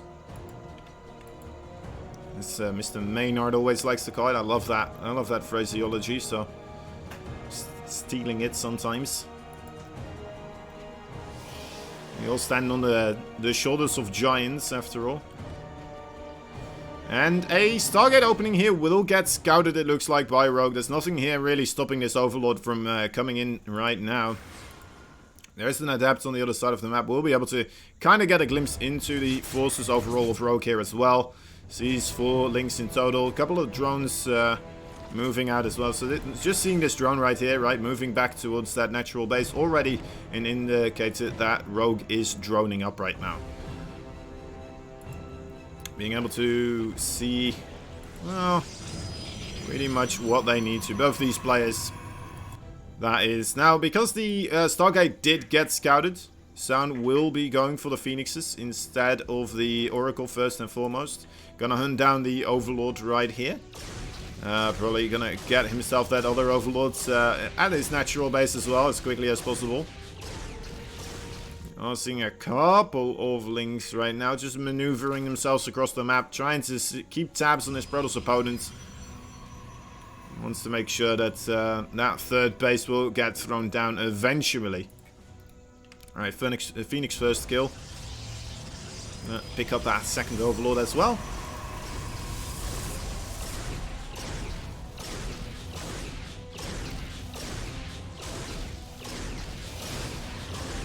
And a fleet beacon actually for Zaun here. That is very unusual. Wasn't expecting this one. Could definitely be carriers. I'm just assuming it's gonna be carriers. Tempest on this map, I've seen it before, people trying to make use of it, but with the slow zones here, like, there's just no way for you to retreat, right? You want to get up close to the edge, and then you're finally going to be able to get some real damage done, and that means you just need so much time to move backwards with those Tempests that stuff like Corruptors, Hydras can really run up to the edge and gun down Tempest, so I'm assuming carriers here. There's even a secondary Stargate being thrown down with this third base as well. Now, Rogue, he doesn't have any Overlords nearby anymore. Those Phoenixes made sure of that. So it's going to be quite difficult to really get the scout off. But Rogue is making a Baneling Nest. And he's making it a hidden at his third base. He's making a lot of Zerglings as well. It's getting himself that +1 melee attack. He might just be trying to go for a full-on Baneling bust, and that might just be a little bit too much to handle with a double Stargate production here, trying to get himself into carriers. I'm not quite sure if Rogue scouted this, but maybe already just against the Phoenixes and stuff like that, right? Might already be a pretty good, solid choice. And now against this, it's just kind of working out in his favor, I suppose. Just making more and more Zerglings. There's the Banelings right now being created as well. 8 Banelings, in fact. Alright, well. This might be too much to handle for Zaun. Alright, well, this base, yeah. Looks like that's definitely going to fall here. Not quite sure what you're supposed to do at this point here. Now, more Banelings being constructed as well at the natural base. Moving in, coming for the blood of Zaun here. The blue Protoss in a little bit of trouble. Will he be able to get the cybernetic score? Actually, doesn't go for the full bust off the wall here. And there's the carrier now, sniping down the Banelings. The probes need to stay alive. The carriers need to target down those Banelings. And lovely targeting so far. He is losing those probes pretty darn quickly, though. Makes a nice little wall. Tries to keep those carriers just preoccupied. But, yeah, it's just too much of a flood here, I suppose. A third carrier might be able to help out. He does have all his interceptors now, but I mean, I think that might be a bit too much damage being dealt here. And, of course, Rogue, now behind this, can just set up a defense for this as well, right? It's not like he's just depending on these Zerglings to completely finish this off right now. Although he is just making more and more Zerglings. As long as he's killing stuff, I suppose it's okay. He's making Banelings as well on 2 sides of this base. Still a carrier over here, though. Will be... Oh, dear lord. The Overlord tanking damage. Those Banelings coming in.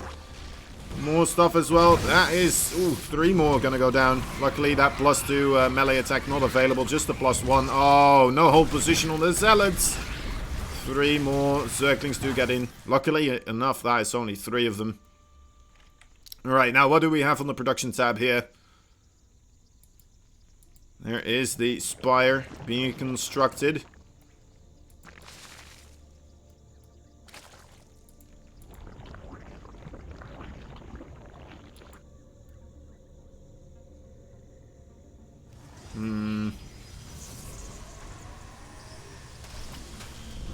Right, looks like he is in the whole position now. But the carriers are not available to really help out. And that's... How many Spore Crawlers is that, sir? Sir?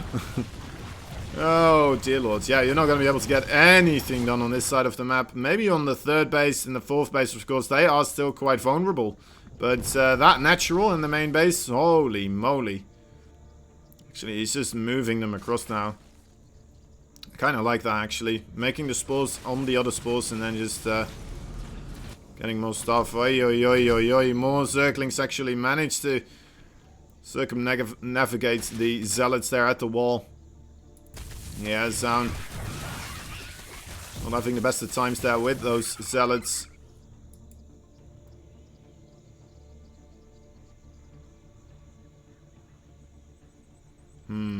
Okay. We'll be able to get this 4th base. Is it a big deal though? I'm not quite sure. I'm not quite sure. I think Rogue is happily sacrificing this one, as it is buying him a lot of time to reposition those spore crawlers, getting everything set up.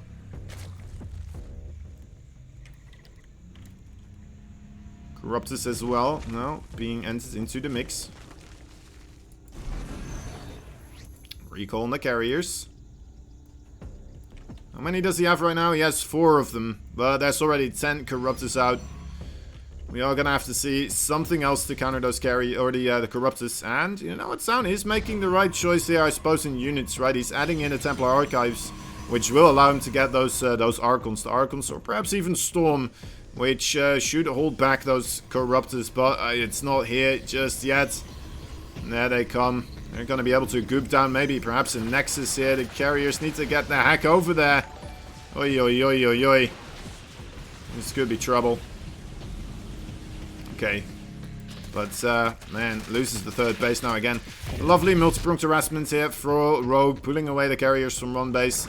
And just taking the opportunity to then run in those links on that 3rd base. Once again, getting the cancel there. And this might just put Zaun in a position where all he really is capable of doing at this point is going for a big all-in attack. Oh, well, he is going to try to continue with this 3rd base, putting it a little bit closer to the other bases of his. I like this, allows a lot more mobility for those carriers, of course, a lot easier for them to protect all those bases at the same time. Would love to see some status traps over here as well being thrown down. Slings checking in again. Doesn't see a 3rd base just yet. Doesn't know about this 3rd base though yet either. But will go for the scout immediately. Did he see it? Oh, he didn't see it just yet. That's a lot of Archons though. 5 Archons right now. And Archons, they do good against Banelings. They do good against Corruptus. And they do good against Lings. He only has the +1 attack though. Oh, that's alright. I think that's alright in this situation. Is it enough? Is it enough Archons though? I mean, there's so many Banelings, there's so many Zerglings as well. Right, the Queen's facilitating a good amount of damage too. And yeah, I think the economy of Rogue here just too far ahead for too much time here. And yeah, there you go. That grab looking absolutely disgusting for Zaun. And GG is called. First game going into Rogue's favor.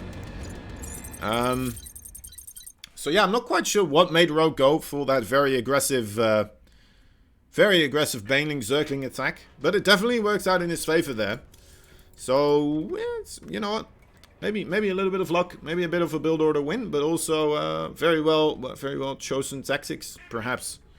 I guess, you know what, maybe just seeing the Stargates, right, seeing the Phoenixes, seeing those Oracles, maybe that already was enough for him to decide, you know what is good in this situation. The Zergling Baneling bust, and you know what, a bit unfortunate for Zaun that was the choice, as he was doubling down on what was really a weakness to what Rogue was doing in that situation.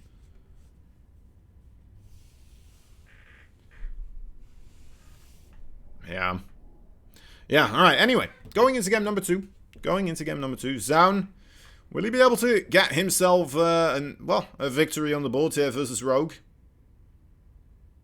We'll have to wait and see. Maybe Zaun just needs to be more aggressive in the early game, as that works out for TY quite well. We'll have to wait. Get ready for more TY domination, then Rogue will crush both of them. Alright. You know what, Rogue, a very, very strong opponent after all. I guess that kind of just shows how good TY is as well, right? I mean, both TY and Rogue will crush. Yeah, well, yeah. it's looking like it. It's looking more and more like that will be the case here. I don't know, man. I'm always hoping for a little bit of an underdog as well. And Sauni is proven to be an underdog capable of taking maps of these guys. He's capable of winning these games against opponents that are much more established and much more well known. Already champions, right? In the top right side, there's the red Zerg. He is none other than Jin Air Green Wings. He is Rogue. The bottom left side, there's the blue Protoss. Alpha X is Sound. I mean, yeah. TY, Rogue, both of them, they are incredibly well-established players. Multiple times, of course, GSL participants getting a lot of victories in their belts. Champions, actually. Well, no, wait, TY is not a champion of GSL just yet, right? A bit of a crime, though, but definitely one that... you wouldn't be surprised if TY managed to get a couple of victories in the past, right? In the GSL and stuff like that. Zaun and Creator, not really on that caliber just yet. Creator, of course, does get to practice a lot with the other Jin Air Green Wings players. So, you know what, overall you would expect maybe a bit more from Creator overall than from Zaun. But, I mean, yeah, I gotta keep saying it. Zaun, he has been able to show some lovely stuff now and again. He's been able to take games from all sorts of great names such as Su, Innovation, and probably some more that I'm just not thinking of right now, but yeah. He just needs a good bit of fortune as well. He needs to get himself into a good position here, but yeah, well. Oh well. Enough about that. Let's see if we can get ourselves an underdog victory here. Oh wait, I messed up the score here, my bad. There we go. Alright, Rogue, let's see what he's going to be up to this time around. Zaun, let's see if he's going to commit to that Stargate once again here. And if he's going to commit as heavily as he did previously, of course, doubling down on the double Stargates and a fleet beacon as well. Gotta commend him for that one. Maybe that already is a sign as well that Zaun doesn't really expect to be in the greatest of opportunities here. Cynical, you're a bit late with that one. You're a bit late. I appreciate it though, but it's changed. It's already changed. Although with the slight delay of streaming, that is, of course, the thing. Anyway. There's the Twilight Council and a robotics facility as well.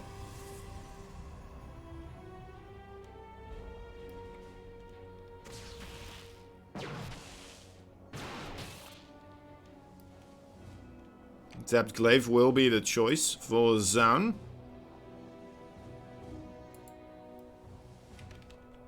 Who won Zaun versus Creator? Creator won 2-1. It got very close though, but ultimately Creator just being able to get the victories there. Having some nice builds. Getting the right type of units against Zaun, and Zaun just not being able to squeeze out a victory there. So yeah, right now we are in the losers match. Whoever loses this best of 3 will be kicked out of the tournament overall. And then we will be moving onwards with, well, the winners match, which will be TY versus Creator. And of course the deciders match as well. Still in the in behind the curtains here, in the waiting room.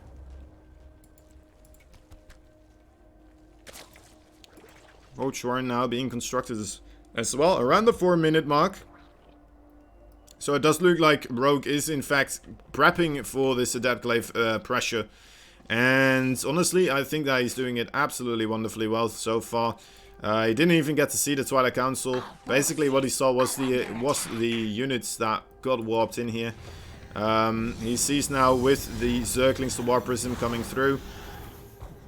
And yeah, you know what, Rogue has everything he needs right now to pretty much hold this without too many losses. It's going to come down to the control of those Adepts. It's going to come down to the control of the Zerglings, how well they're going to keep up with the Adepts overall. And yeah, getting those Zerglings right on top of those shades. Not a place you want to continue to shade onwards. Even having a couple of Zerglings here at the front door. Zaun is able to keep those away though, but that did force him to warp in a couple of those Adepts at the wrong side of the map. Which again means that, you know what, Zaun, not that much luck with this attack over here. Oh, I like that actually, the Evo Chamber, but I didn't like the shading. Hold up. Yeah, that's a lot of damage actually being taken here by Zaun once again. Evo Chamber here, that was a lovely little thing from Rogue. Trying to keep himself safe. Wasn't there, just not in time. But yeah, that blink, oh, the shade was a bit weird.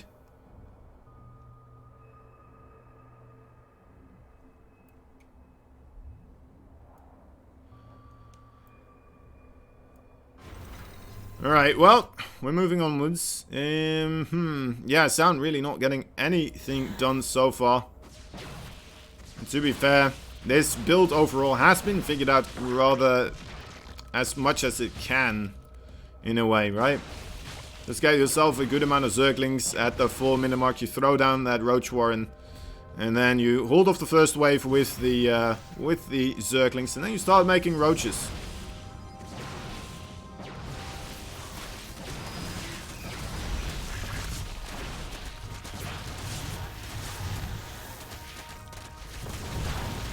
Alright, well, coming in right now with a good amount of sentries. Already we see Rogue, though, prepping for this one as well. Getting himself Ravages. He's just in a lovely spot. Even getting himself Spore Crawlers and Spine Crawlers here. After being able to hold off that first wave of attack so easily. Now he should be able to hold this back as well. Zergling's trying to come in from the wraparound, but you know what? It's going to be difficult to do so, of course, with the force fields. I like the idea, though. If you do manage to block Zaun in this concave, you will be able to just bile him down to oblivion, right? As long as those hit, that's going to be the end of Zaun here. Quickly moving away with that Observer there. Does safeguard some of his units. But yeah, there's not much he will be able to get done here. And I think he knows. He's making a third base. He's investing his money elsewhere. Getting himself the robotics bay as well. Rogue just in a marvelous position so far. Gonna be able to... Oh, missing the Observer there. Just slightly. Won't miss him a second time though, I would assume. If he sees him. So watch out for that War Prism. If he loses that, that is going to be the end of anything he can do in this location. Another warp in being forced at the other side of the map with this Ling run by. Should be enough to safeguard the third against the low amount of Lings that are there, though. Once again, we are seeing the Mutalisk coming through. A little bit of a drop here in the main base. The Queen's facilitating a lovely defense. There is a cancel in this base, so no fourth base just yet for Rogue. But the economic damage that is going to be taken here by Zaun, I'd say, is going to be absolutely devastating. Quite horrible. 7 Mutalisk on the way.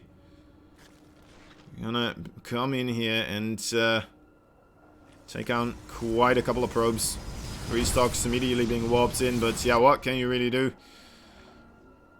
In a bit of trouble. Getting his stalkers through the choke here.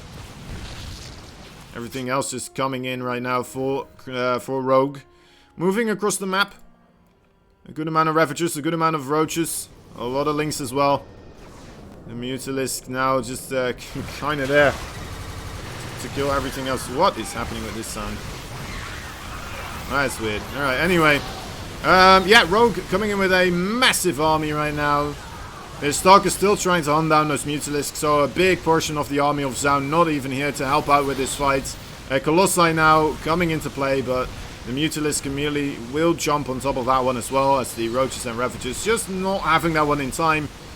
And yeah, lovely play there by Rogue. He is losing a couple of workers here. Zaun trying to keep the pressure on the other side of the map as well, but just not having the army back at home to really hold this one.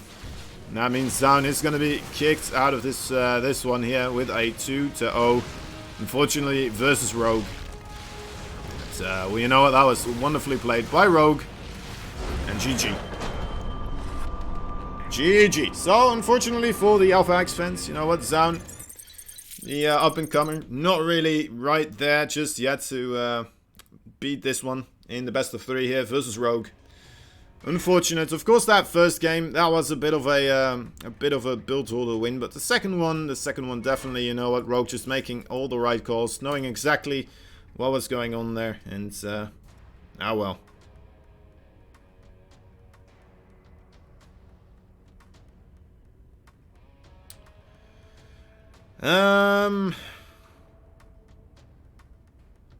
Are you okay, Gel?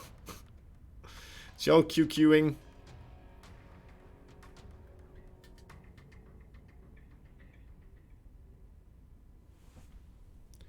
You're not making friends, are you? Dear Lord. Alright, anyway, a valiant effort there by Zaun. Unfortunately, it's just not enough here versus Rogue. Do you also play TY in creator games? Of course. Well, I don't play them myself. I'll let them play it, and then I'll just be here talking about it a little bit. How can I check my in-game lag?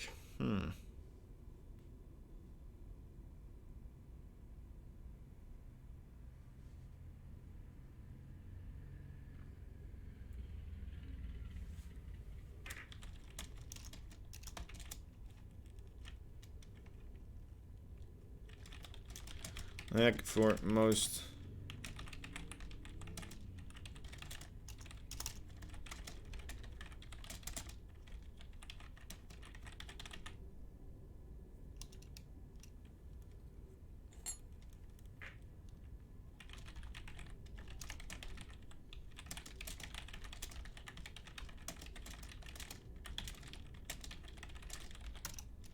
Alright, so apparently we have a bit of an update here. TY is in the middle of a game right now on the other stream, so we are gonna have to wait a little bit.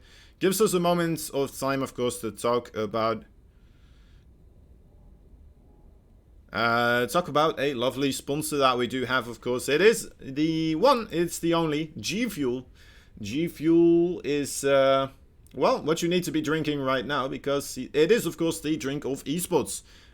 If it's not a drink of esports, why waste your time with that stuff, you know? Just get yourself some G Fuel, ramp up that energy from 0 to 100 real quick, sharpen your focus, and keep your eye on the prize. It increases your endurance, because as we all know, gaming is a marathon, not a sprint. And lastly, G Fuel hydrates you, so that you only thirst for victory. G Fuel, the official drink of esports. And stay hydrated, my friends. Stay hydrated. All right. Now, yeah, so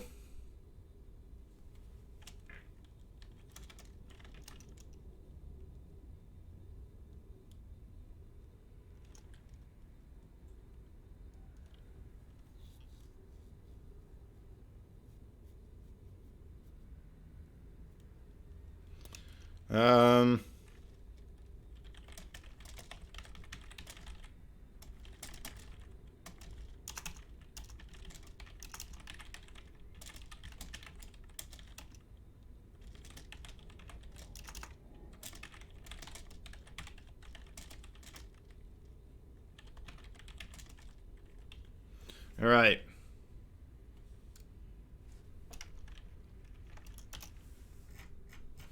Alright, so what else? What else are we gonna be talking about right now? Maybe some Metrorino. Let us talk about that, you know what? Before we go on a bit of a break here till TY is ready for us. Guys, there's the Metrorino page. If you type !Metrorino, you will be able to see this right here. Well, the link to this website, that is. Here's all the lovely teams and everything that make these make this event possible. There's a lot of teams working behind here, and we would love to have this one be a success, of course. So the more of the Metrorino codes that we do get used up, the better it is for us, right? We would very much appreciate it. Anyway, all you got to do is sign up right here, and you do that with any already existing account that you have available and logged in on this browser. For me, Twitch is gonna be the easiest one. And then all you do is right here, you type in contribute in the coupon code area, ITaX number 2, and you press contribute. And 50 cents will be added to the prize pool. I've already done it, so I can't do it twice, unfortunately. Otherwise, I'd just be spamming those codes out. But you know what? They thought about that one, so unfortunately, it's not that easy to get free money into StarCraft 2. But it's still pretty easy, right? If we all work together, that's going to be right up there for all these plays. If you're from the US, this one might be pretty nice for you as well. All you got to do is text gamer2 to 876642. And that's going to give you some nice deals from Sonic. Nice offers as well. Good stuff overall. Get yourself some food deals, because cheaper food is always good. And while you're doing that, you're going to be adding $1 into the prize pool as well. If you don't want to get the food deals, so you don't want to have your phone get the messages, of course, from Sonic, all you got to do afterwards, after adding the $1 to the prize pool for just sending a text, then you just text stop to the same number, and voila, you won't get them anymore. You will not be able to, you won't get them anymore. So that is just all you got to do. Get yourself a lovely $1 added into the prize pool. Other than that, we have, of course, the entire replay pack. You will be able to get all the replays. We try to get everything sent to you as quickly as possible. But yeah, it's $10. But you will, of course, get Group A, Group B, Group C, Group D. Is that an invite? It is an invite. Hold up, guys. Let me just do a quick invite accept here. Oh, okay. They already did their vetoes. That's nice. That's nice. It's going smooth here. Smooth sailing. Alright, so let me go back to this one. What was it talking about? Right, okay, so all these groups, right? So Group A was already played, for example. Innovation Trap Series, Dream versus Ragnarok, Trap versus Dream, Innovation versus Ragnarok, and Trap versus Innovation. Now, this is another one of those ones, right? Where I was expecting Innovation and Trap to just take it easy peasy, but Dream just 2-1'd Ragnarok and then 2-0'd Trap. Yeah, if you want to see how that happened, if you want to dissect exactly what happened there, that's a good reason to get yourself that replay pack. Oh, watch the VOD as well. Might as well do that. Group C, we had Bunny, Zest, Scarlet, and Sue. Those plays right here. Scarlet almost being able to advance, but unfortunately... no, wait, actually, Scarlet did advance, didn't she? Alright, so Bunny almost managing to advance, but unfortunately not quite able to do so. So yeah, we still have Scarlet in the tournament as well. Same goes for Zest. Zest, the first person to advance in that group. Right now we're watching Group B. And, alright, that is still waiting. That is still waiting right there. Anyway, Group B, Rogue, TY, Sound Creator. As you guys all know, we're waiting for, to see which one of these players will be the first one to advance. Will it be TY? Will it be Creator? And then afterwards, of course, Rogue gonna fight against the loser of that one to decide who's gonna be the second one. Now, Group D. Solar, Cure, Hurricane, and Estrella. Definitely a nice lineup as well. Solar, Cure, probably the favorites there as well, right? Estrella and Hurricane, though, who knows? They might be able to make some Protoss magic happen in that bracket too. We'll have to wait and see. Afterwards, second group stage, and of course playoffs. All those replays, all of them, are going to be included in that replay pack available on the Match Arena. Anyway, guys... enough talking about that. Enough talking about that Match Arena and the lovely groups that we do have. Because you know what? We have a game going. So let's just jump right into it. Let me just get this one sorted. I'm going to have to... it's not Fart Life. Don't worry about it, guys. Hold up. Fart Life, absolutely famous right now. It's going to love this one. It's not Fart Life. It's Creator. Oh, Creator. There we go. There we go. You know what? Shouldn't have had a barcode. Now, Creator's forever gonna have a nickname as well called Fart Life. Anyway. WooWoo878, thank you for the follow as well. Love Look Lau also, thank you for the follow. Monking. Very much appreciated, guys. Very much appreciated. Anyway, let me introduce these players now. As nothing too crazy just yet happening. It looks like Creator is scouting for the for the proxies, but you know what? I already said his name, so let's start with him. The Red Protoss, he is Jinak Green Wings creator. Second Jinak Green Wings player that we have today. And in the bottom right side, of course, that blue Terran. He's teamless right now. Well, he's representing the Into the Clan right here, so might be up with that one. Might be up with that crew right now. Who knows? Who knows? Anyway, he is TY. Being able to beat Rogue there quite convincingly. And now let's see if he's going to be able to beat another Jinak Green Wings player here, of course. It's going to be a Protoss. Now I'm, for one, I'm very excited to see how TY is going to be trying to dissect the match here, right? What his overall game plan is, what he wants to throw at Creator and try to perhaps catch him off guard with, or maybe he's just going to play into that late game. A lot of Terrans right now not feeling all that comfortable in just going straight up in the late game against the Protoss. Usually it does kind of come down to the Terran trying to do that early game damage, trying to get those timing attacks in the mid, or the early mid to, well, early game, really. The 2 bases, right? Usually a big deal. But we're going to have to wait and see if he's going to be able to just do that, or do something completely different. We have seen TY go more so for mech recently as well, right? Now, people have been figuring out that TY is going to go for mech now and again against Protoss. It's no longer a secret, right? So maybe that, in a way, kind of started a revolution. And now he's not going to be feeling that comfortable anymore. He's already got 2 barracks anyway, right? So it's not going to be that, most likely, here. Anyway. Come and think about it, yeah. So, it's looking likely to be the bio play here. TY. I love this, just being very careful with that Reaper, checking to see how much was on that high ground, and then moving it back down immediately again. Seeing only Sentry Beam taking place.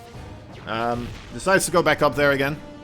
He did see that Twilight, right? He did see it, okay, yeah. Kind of verifying there. And there we have the Blink, the most common upgrade, I suppose. The most common opening for Protoss. Really, the one you see about 95% of the time. The other 5%, of course, is the Stargate. Well, I'd say that's like 4% of the time then. And then, like, 1%. Very weird stuff. That doesn't really happen with these high-tier players that too much. I guess you see the Stargate a bit more often. It depends on who you're casting, honestly. I know some Protoss players prefer actually the Stargate opening as well still, so it kind of comes down to that. Anyway, another robotics facility as well, together with that Blink upgrade, so I'm interested to see how aggressive Creator is going to be as well, right? Because normally people just kind of keep the Stalkers at home. Now, did he get a reasonable scout? He got a reasonable scout here. He did see the factory on a reactor though, and the starport next to it, so he might still be expecting some sort of a Widowmine drop here. TY though, well, he did see the 2 barracks as well, so I'm not quite sure how, like, well, I suppose that is still a little bit of a follow-up that could happen. It's still a likelihood for that to happen, so he is keeping all those Stalkers back at home. Instead, what we're seeing though, what's really happening, is those 2 medevacs now coming across with a heck of a lot of Marines. And what do we really have for Creator here to hold back this amount of Marines? I don't think we have that much, and the Marines instantly jumping on top of those Stalkers. Not too much here to really remedy the situation for Creator. And you know what? TY trades lovely. Kills 2 Zealots, kills 2 Stalkers, all for the price of 3 Marines. And, well, you don't get that much value too often. That is a lovely opening here, actually, from TY. And I might want to have to try and steal this one because, oh, wow. That seems very strong. Now opening up afterwards with the siege tanks as well. So we'll follow this up with a siege tank attack as well with just more marines. I'm assuming that's going to be with the plus, well, the combat shield. There's no +1 is what I wanted to say as well. So that's very noteworthy too. Investing more so in a higher marine count. More, well, maybe another siege tank as well. To also allow for him to have those, well, the high medevac numbers. And there's a lot of SCVs now being pulled. TY really just wanting to get things sorted here today. And I mean, the short games, they pay the most money, right? Because you don't invest as much time. Wants to get back to streaming here. Wants to get back on his casting, overall commentating. Killing off the rocks here, definitely a nice thing to do. Dropping the siege tank there might be a bit too much. Unless if you have more marines there to kind of help out. Would rather have him a little bit further backwards. But alright, does get him in a good position here. And this third base has to be completely abandoned. A good choice there by Creator. No way he's holding on there.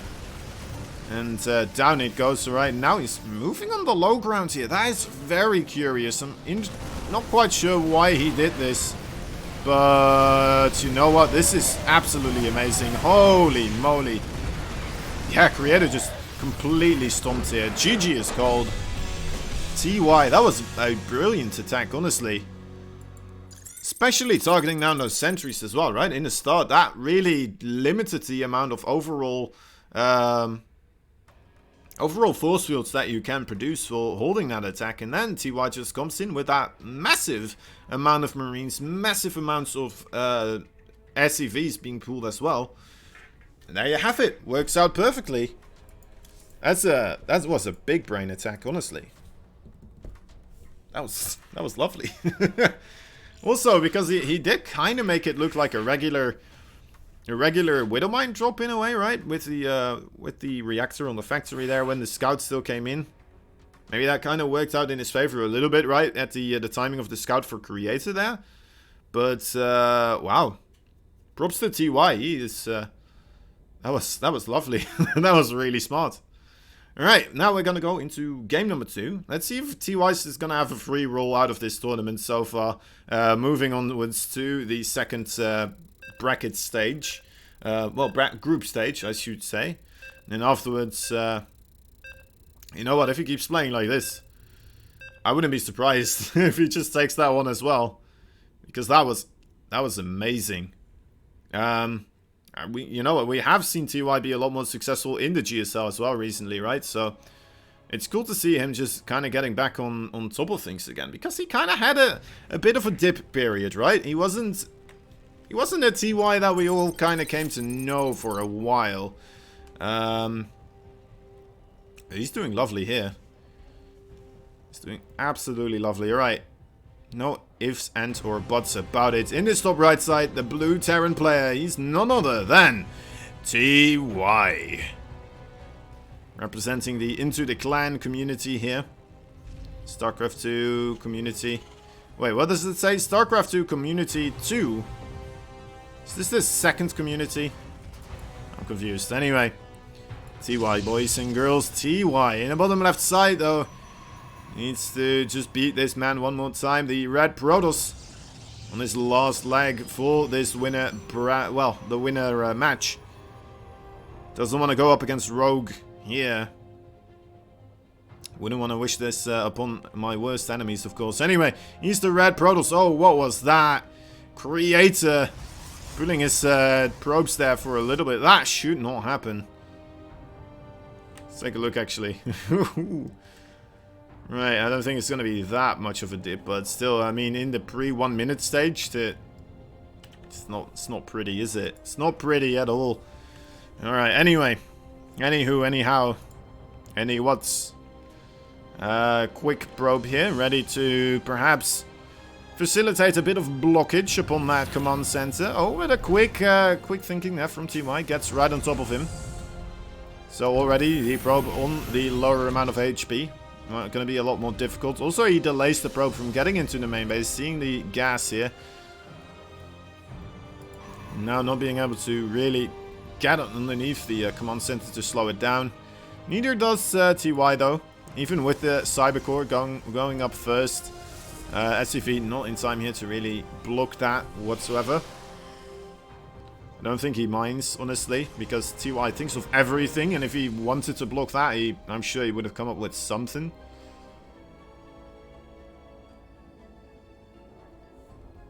Okay. Man. That's just an incredible uprising for Terran right now, isn't there? It's just continuously so many great Terrans. Innovation, TY, Cure, Maru. Though he doesn't really show up that much in the overall online cups, but still very, very tough lineup here for the overall Terrans at the moment. They're just gonna have to invent more horses for the apocalypse, especially when Beyond comes back. That's gonna be an absolute disaster for any non-Terran player, I feel like. Jeez Louise. But anyway. Or people that struggle against Terran, maybe, overall. It was a Stargate opening here for Creator. Did we get a scout here for TY? He did manage to get a good glimpse at that one. So yeah, making Phoenixes right now. And a... ooh la la, what do we have over here? A fusion core. I have seen this before. This could very well be battle cruisers. I'm not joking. I've seen it happen from great players such as Innovation as well, I believe. I think it was Innovation, right? Maybe it was Dream as well. Maybe in this tournament even. But yeah, Terrans, sometimes they go battlecruiser opening against Protoss. And it works out okay. It works out pretty darn strong. I've seen people get destroyed by those openings sometimes. Does get the lifts up. There is that tech lab on that starport, so do we have any real doubt about it from this point onwards? No, we don't. There it is. There's the battlecruiser coming into play here. Phoenixes, they are okay against battlecruisers in a way. They don't do that much damage though because of their high armor, and they have to double attack, of course. And Yamato cannon. Just, I mean, every time you're just gonna kill one of them. Teleporting into the bases here though might be a bit of a troubled thing to do. It does get scouted here. So I'm interested to see how Creator is gonna be responding. Looks like he is still getting himself a third base. He's starting up Void Ray production. Alright, I think that's a bit better against those against the battlecruisers. Now, we have to remember, this is not just a battlecruiser opening here for TY. He's also grabbing a whole lot of Marines. He's getting himself Widow Mines too. So it looks like he's just gonna go with a battle. I think the battlecruiser is coming with the army here. Actually, no, never mind. The battlecruiser just jumps right into this base here. There's a shield battery though.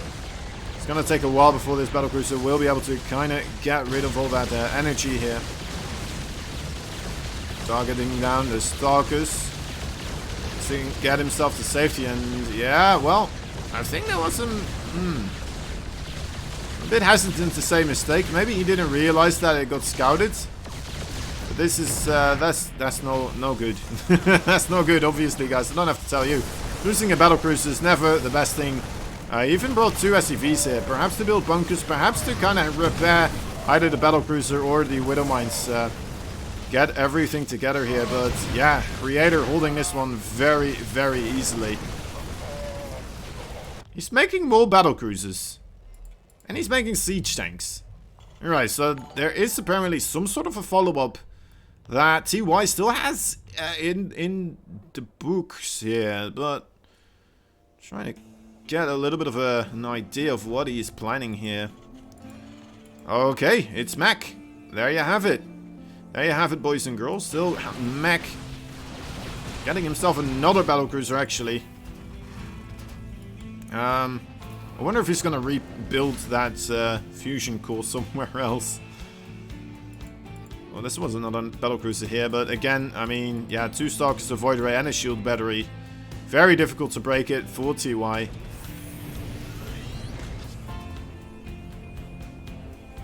The Observer, though, getting a full glimpse here, sees absolutely everything happening. Now, that means that Creator will have a lot of time to prep for this. He's going to go for Disruptors. I'm not sure if I like the Disruptor against the more siege tank orientated mech play here. We're going to have to wait and see how it works out, I suppose. Maybe with the flying units it might be okay. Who knows? I feel like it's just nice to just be able to target down those disruptors with the siege tanks. Anyway, I'll wait to see what is happening here. TY taking a hidden base as well, actually, in the top left side. Looks like we finally forced TY into a macro game here.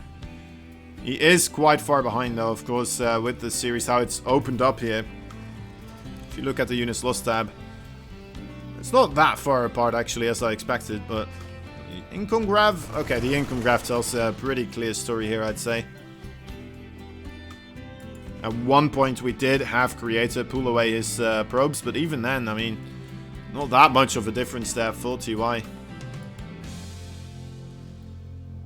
That went into his favor. Alright, well, Observer does manage to get out of there as well. TY, I think he saw it with his Raven. Maybe he wanted to keep it hidden. That he saw it, moving it away. Give the Marines time to get over there, but yeah, that Observer just manages to squeeze himself through the bottom side there on the right side. We'll be able to safeguard the vision that it provides.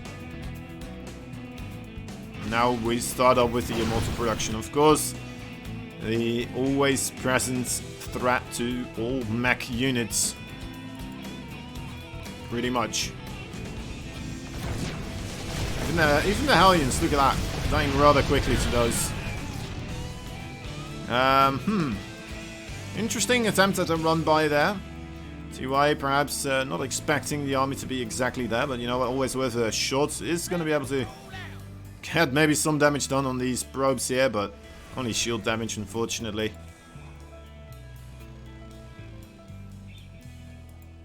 What's going to happen with this starport? Is he going to switch these two? Is he going to go into Liberators from this point onwards? What would you want against this army from Creator, honestly? I don't think the battlecruisers with this are too bad. I mean, you need to have Yamato Cannon, though, but I don't think he has any fusion core anymore. Yeah, okay, so he never rebuilt that. So I think these are going to switch. Maybe? No, okay, he is going to go into more Hellion production. Okay, okay. You tell us what's what, Mr. TY.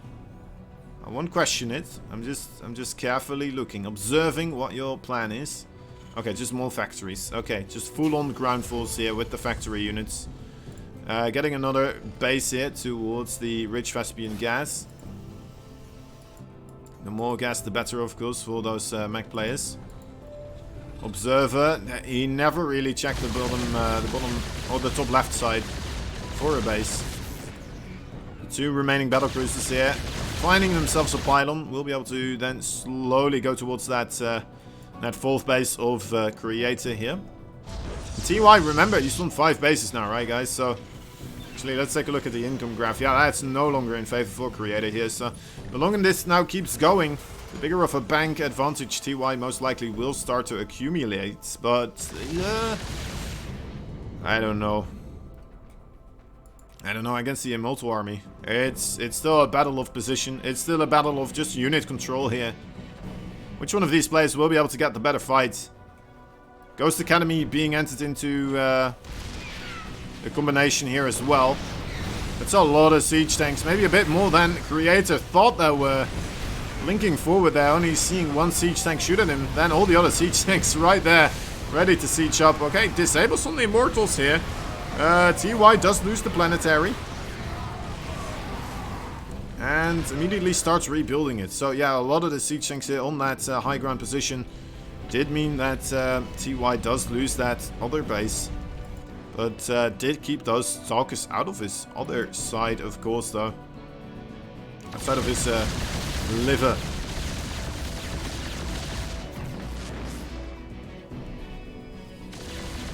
Void Rays here. Attempting to deal with the battle cruisers together with those stalkers. Right, just casually teleporting out of there. We'll get some repairing going immediately as well. Good stuff, good stuff. Would love to see a repair on that Raven as well. Anti-armor missile with this army, I feel like it's going to be absolutely massive. It's like, what, -3 armor, right? Jeez Louise. TY's army. How many siege tanks is this? It's 17 siege tanks. 17. And how many ghosts does he have? 3 ghosts. So he's being very minimal with the amount of ghosts that he's getting. And I really like that. I can appreciate that. Only need a couple of them for the EMP, of course. And then you're going to be solid. You're going to be golden. Oh, this battlecruiser is going to fall. Doesn't have the TP ready. Creator, though, is in a good position to hold back the forwards pushing of TY. Will not allow TY too easy access to his new bases, mining for the minerals and the gas right here. I'm now getting the Cyclone upgrade as well, actually. Kind of interesting, very interesting. Storm drop right on top of the tanks will soften them up quite heavily, actually. And with the Immortals here, yeah, TY just doesn't have the stuff really to hold this off. EMP's not landing on that bottom side of the army here, and that is, in fact, going to keep put Creator in a very lovely spot. TY now. He's going to have to be on the defensive. He needs to get something sorted on his high ground right here. Maybe a bit too many siege tanks right there with the Immortal count being what it is. Okay, more siege tanks in the main base. He's not sieging them just yet. They do provide more single target fire, of course, with, well, single target damage when not in siege mode. A couple of ghosts as well coming in. Want to see that EMP? There you go. Base did fall for TY. He's scanning. He's lost 38 workers. He might be a little bit pressured to just GG out of here. Especially with a weapon like that one.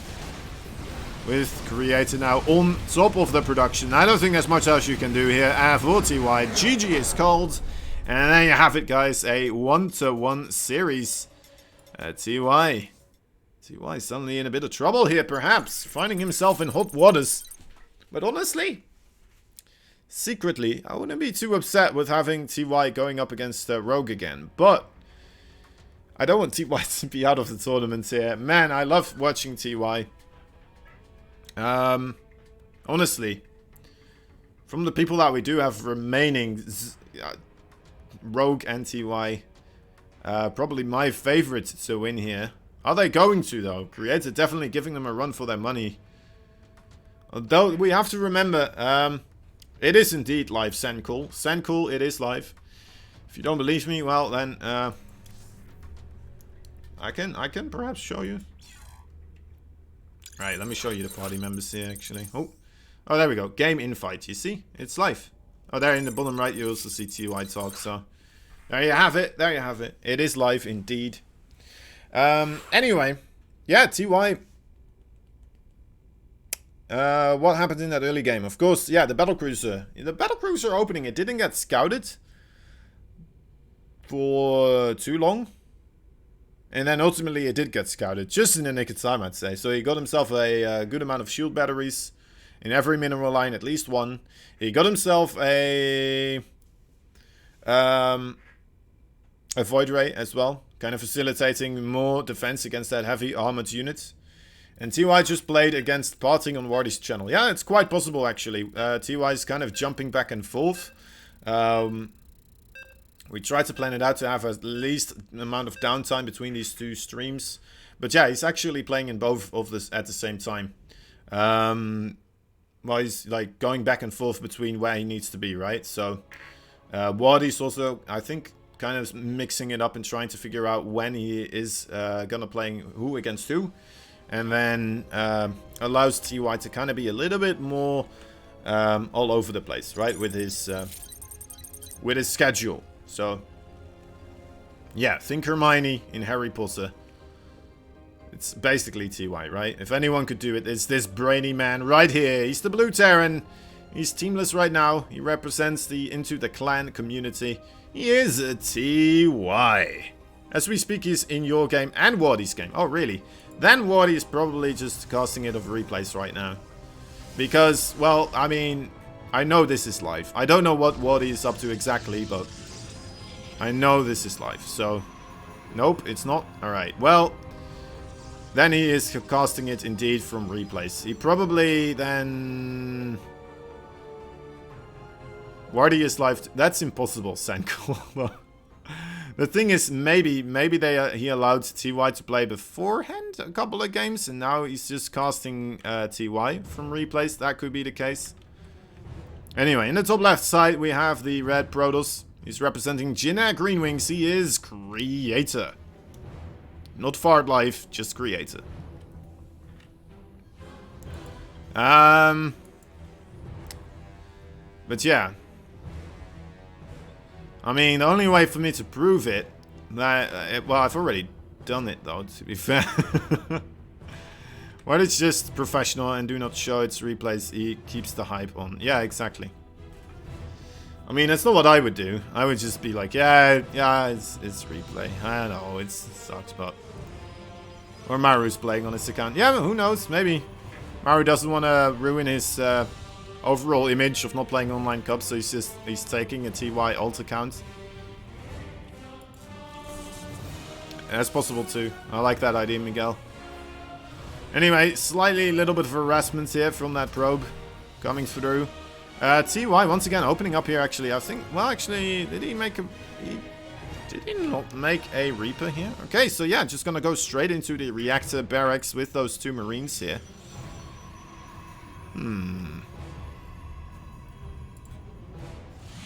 Alright, there's the Stargate right here.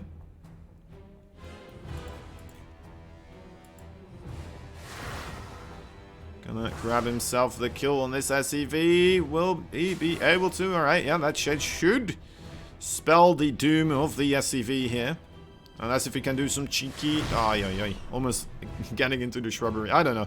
Probably still wouldn't have worked out, but fun to consider that possibly saving him. Somehow, some way, I would have loved to see it happen. You know what? If somebody's going to figure it out, it's going to be TY. He's going to be some sort of a magician. And then Creator's going to be like on this side, on this side of the... He's like, alright, where is... Oh, wait, he's gone. And then he's coming back, and then he's like, wait, he's not here either. And then TY's just going back and forth at the same time. Something like that. StarCraft fan fiction. That's what I want to have. Oh, interesting. We are having a very standard opening here for TY this time around, actually. Outside of not getting that Reaper first, of course he did get himself a good amount of scouting with the SCV. But instead, he is going to go for the Widowmine drop here as well.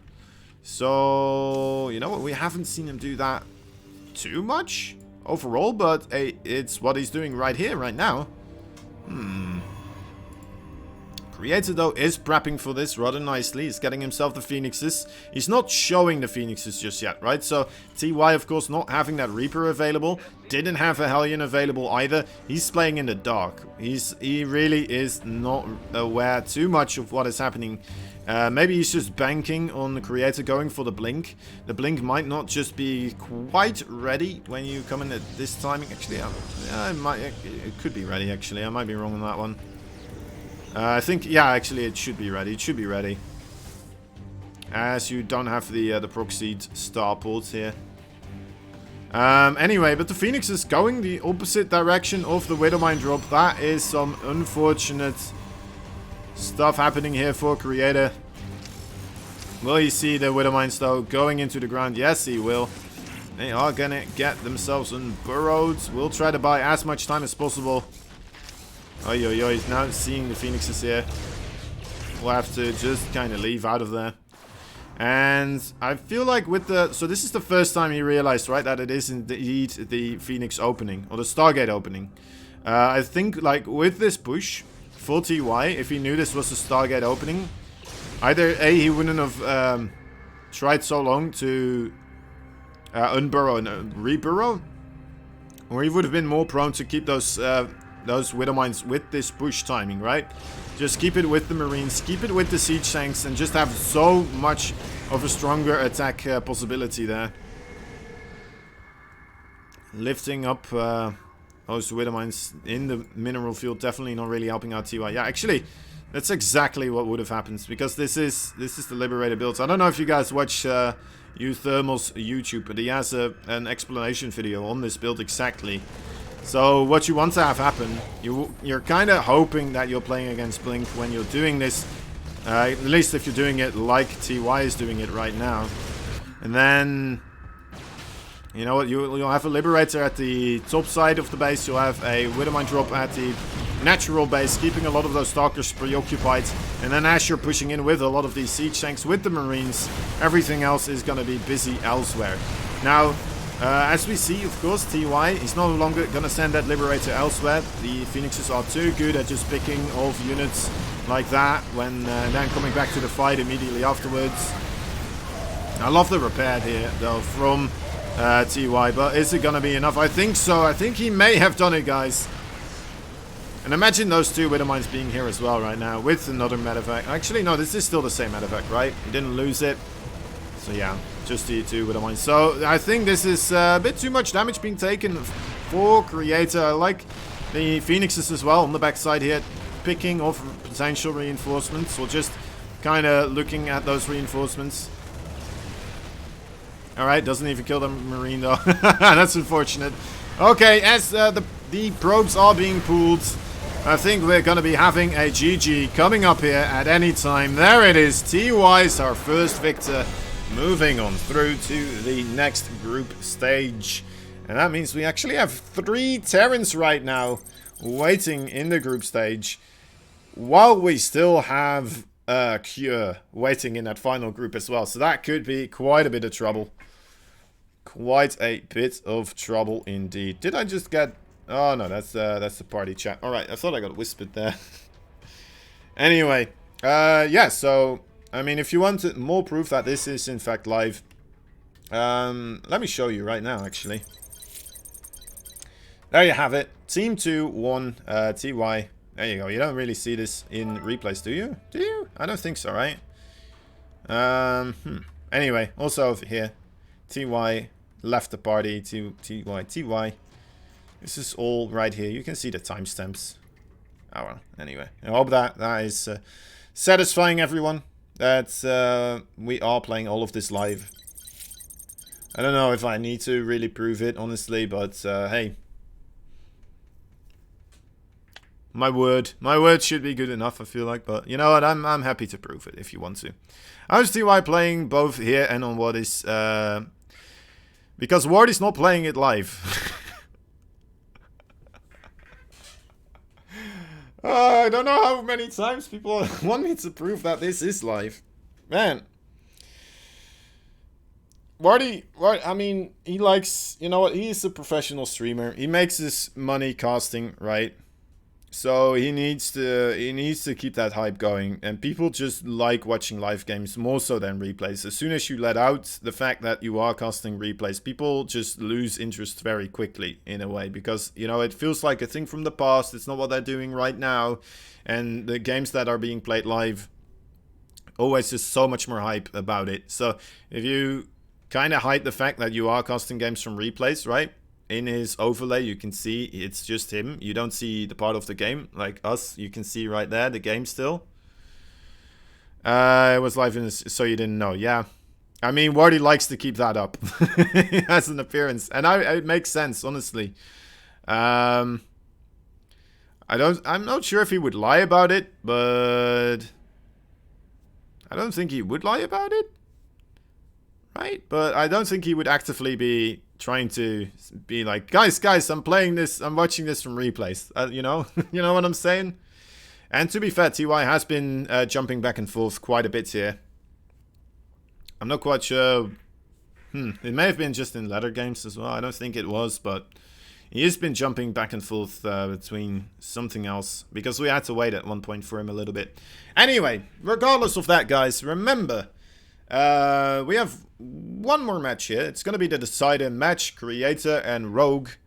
We might be having ourselves, of course, a bit of a, well, a victory for the,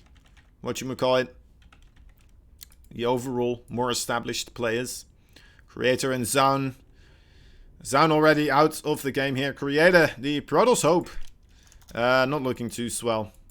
A little bit of the underdog overall. Not really getting himself in the best positions here. Anyway, guys, of course, I want to give a huge shout out to one of our sponsors. Let me just grab right here what I want to talk about, of course. It is the one and only G Fuel. G Fuel, they have an official esports drink label pretty much established since 2004, since they've been providing gamers and all sorts of support to the esports scene. They've been providing energy, focus, endurance, and they've just released their new flavor, which is Bubblegum. Bubblegum, a satisfying trip down to flavor memory lane. Flavor memory lane. And yeah, you can get it in a simpler standalone box, or you can get a limited edition collector's box as well. If that's your kind of thing, then that is something you definitely got to pick up. They make like limited edition collector's boxes for all their flavors, so go check that out. Anyway, G Fuel, they add to our prize pool.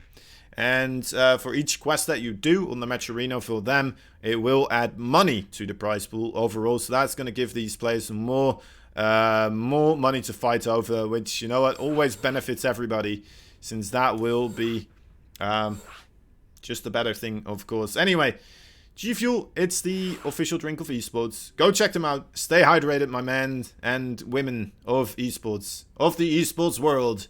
Stay hydrated. Keep your throat liquidated. It's some other words, isn't it? It means something else. Alright, don't do that. Don't do that. No, not liquefied. Fully filled with liquids. No, that would mean you're drowning. Alright, no, just drink stuff, alright? And try to have it be G Fuel, okay? Right, not doing that one too well. Anyway, we had two better ones earlier on. I'm sure that the sponsors will appreciate those two more. We'll just show them those two instead of this one, probably. That's fine. It's fine. Alright, anyway. Anyway, the final best of 3 here for today, guys. And then we're gonna have to wait until, I believe it is Sunday? Is it Sunday that's gonna be the next day? I think so, right? At least for me, I'm not going to be casting tomorrow, is what I know. Well, tomorrow on this channel, we will, of course, have the ITaX Junior Cup. So if you want to see new players that are rising up, the actual 15 years or younger players, that is a good thing to do. Yeah, so that's going to be happening tomorrow. Swipes ask, are all the ITaX Pro Circuit games casted on Twitch or YouTube? My connection seems to struggle with the Afrika TV stream for some reason. All the ITaX Pro Circuit games are in fact being streamed on Twitch.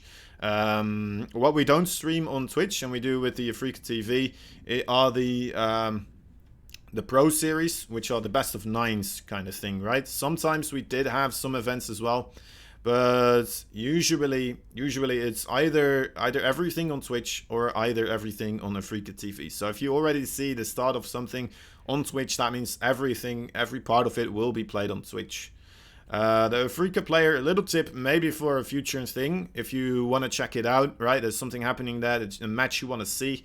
You can try to set this the quality setting one thing lower than the highest one, and usually that really helps quite a bit with the Afrika player. But yeah, I mean, I know a lot of people are having difficulties with that one. I'm not quite sure if it's because of the you know what, it's just being all stationed in Korea. That might be the case, but like they spend a lot of money on like overall having events happen on Afrika TV, right? They sponsor a lot of dough to get StarCraft 2 going on their servers, and you know what? We want to give these players something worthy, right, as a prize, and we can't just spend all our own money, because you know we are an organization that would like to have stuff as well. But yeah. Anyway, so try to just put it on a lower setting.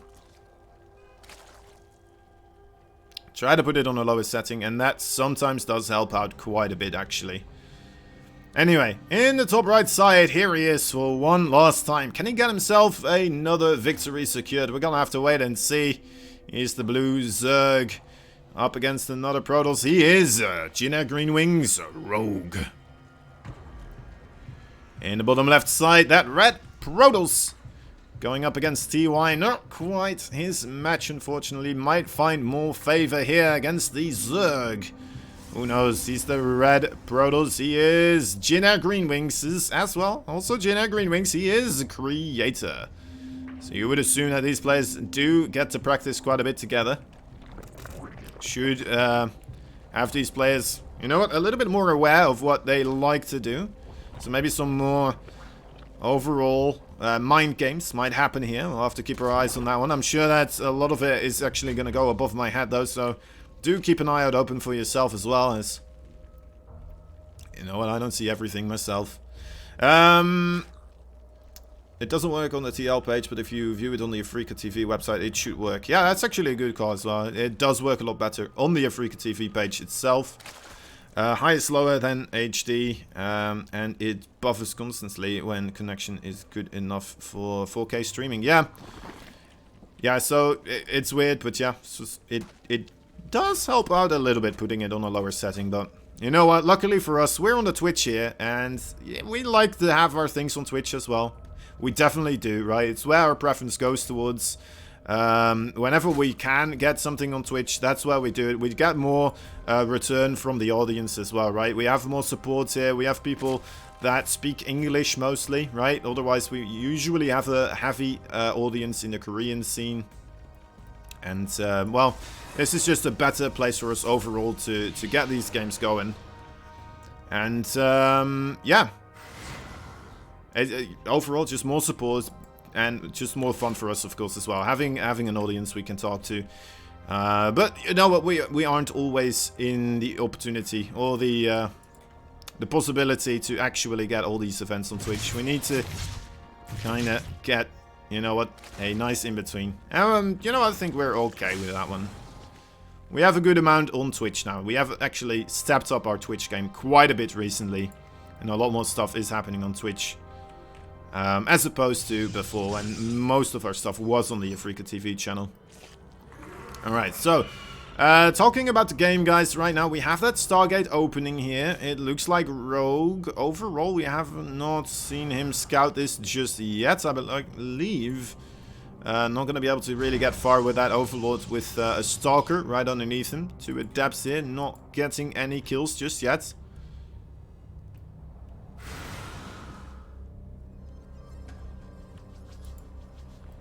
Alright, and other than that, we have a couple of Oracles stacking up right now.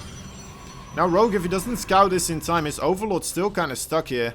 He might just start prepping against an Adept Glaive attack here. I'm looking for a Ro16 to come down onto the ground. Any second now, unless if he's figured it out. Honestly, maybe he already kind of figured it out because he didn't see the amount of Adepts being warped in here. Right, that could be the case. No, not that many Adepts at the front door, so maybe that's why he's not that keen on putting down that Ro16 now. And all he's doing is just getting himself the Spore Crawlers. So yeah, definitely. Okay, well, I guess it's because of the Overlord. Kozen. Alright, so he knows now. Thanks to the Overlord that coming in at the right time. Unfortunately, that Spore wasn't quite ready just yet, so... Not as ready as the one in the main base, at least. And 4 drones do bite the dust there because of it. Falling... Well, I say falling. More so exploding into oblivion. It's a good amount of links, actually. Does he have a Baneling Nest? Okay, so no Baneling Nest. Just a very high amount of links here. Trying to get a cancel on that 3rd base, I suppose. But yeah, with a nice placement of that pylon there. Nice placement of the Adepts there as well. We'll be able to kind of facilitate a good defense creator here. Of course, you know what, that's a bit of a weird maneuver as well from Rogue, wasn't it? Trying to go through the Stalker there. With a Sentry as well, just ready to throw down a force field whenever he needs to. Quite interesting. Quite interesting. Anyway. So yeah, those Zerglings not really getting too much done. He's at a healthy drone count still though. He's not in any trouble. He's doing alright. He's getting himself a 4th base at a good time. Doing all the right button pressings. Getting a lay attack as well. As another macro hatch. For creative, we're seeing the charge coming up. We're seeing +1 coming up. And what, do we have a Twilight or the Templar archives? Not quite yet, so sticking more so to the low gateway attack here for now. Adding in more gateways even. Might just be planning to do a 3 base gateway attack here as soon as that War Prism. We're gonna have to look at what he's really planning with this War Prism. He is moving out with the Adepts and the 2 sentries here. I'm not sure if that's a good call. Well, with the two oracles there as well, should be okay against Zerglings. Got a little bit worried when those all of those Zerglings did come in there. Wait, Banelings, oh. Yeah, unlucky. Just one Baneling short there from really dealing damage. Rogue went up to 74 workers here. Is making a lot of Banelings. Are those Banelings gonna work out against the sentry count though? How many do we have? Oh, it's only 2. Okay, well actually 3. Where's the 3rd one? Is it still in the main base? It is still. It's just being used as a hallucination battery. Again, 3 Banelings here. You know what? It's kind of the minimum amounts that you would like to have to try and get in there, get the damage done. I guess 2, of course, also a possibility, but it's so unlikely that you're gonna get in with 2 of them. When 2 is the minimum, the bare minimum of what you need to even do damage, right? To actually kill something. Base here getting made. Wait, did those Banelings already die? Jeez Louise. Well, we didn't see any probes dying, so yeah, it looks like they did. Yeah, I mean, Rogue's just not getting anything done so far. I guess he doesn't really have to, but he's trying. He's really trying. Continuously roaming around with those Zerglings, with the Banelings, trying to get those run-bys going. And this might be the first moment in time where we do actually see a little bit happening in his favor. Although, you know what, he's losing so many links, and he doesn't even get it. Oh my god. Look at that, 2,575 minerals gone in the toilet. 67 links have died. 67, when there's only a single sentry that died and 2 probes. 2 probes. Oh dear lord. Rogue, you might be, oh well, this might be good. He's like, alright. Let me change the plan here. Oh, he could go into this one as well. That, finally, finding himself some probe damage. Yeah, that's nice, that's nice. I think that might have been a manual detonation trying to get the maximum AoE damage there. 15 probes do go down. Alright, finally, Rogue gets himself some damage here. Afrika do really great things, but I couldn't get the Afrika stream to actually stay live during the show matches, which made me pretty sad. Alright. That is unfortunate, yeah.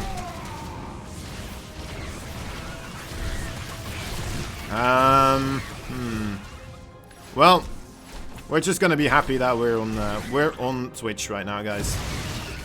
Let's just keep it at that. That's a lot of Banelings in the production here. The Dark Shrine as well being constructed for Creator. I mean, Creator definitely kept Rogue at bay for a really long time here, but I mean, it could still all go wrong, of course. Let me take a look at the income graph. I mean, ooh my. Yeah, that definitely took a turn for the worst there for our Red Protoss. Is he just gonna run these Banelings into the Nexus here? Almost runs them into an Archon there. I wouldn't say that was the greatest control I've ever seen from Banelings, but you know what, he still does get the Nexus. And might be even able to get a couple more probes here. 8 more probes do go down. Now the army supply for Creators still pretty darn solid, right? 83 army supply filled up with Immortals, High Templar, Archons.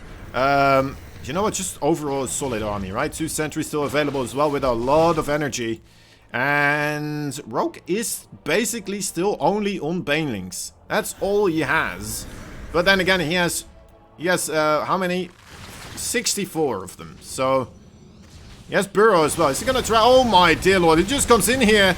Surprise, surprise. You're not looking perhaps. So Let me just try this. Okay.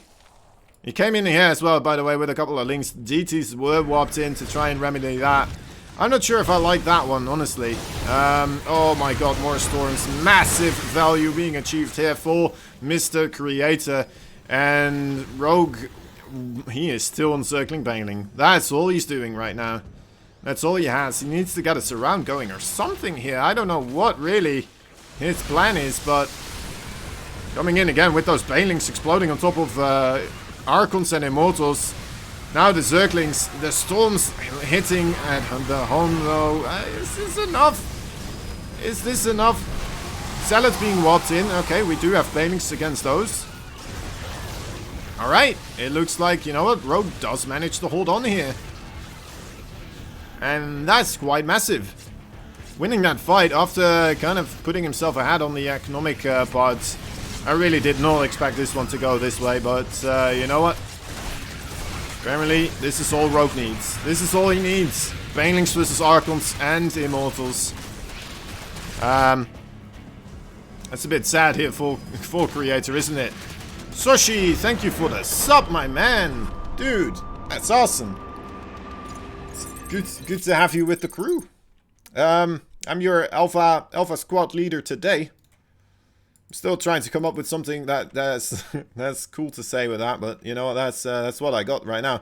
I'm your Alpha Squad leader today. Welcome. All my orders for today are watch some good StarCraft 2 while I talk about it. You know, that's that's all you got to do for right now. Let me quickly update that actually on that sub count.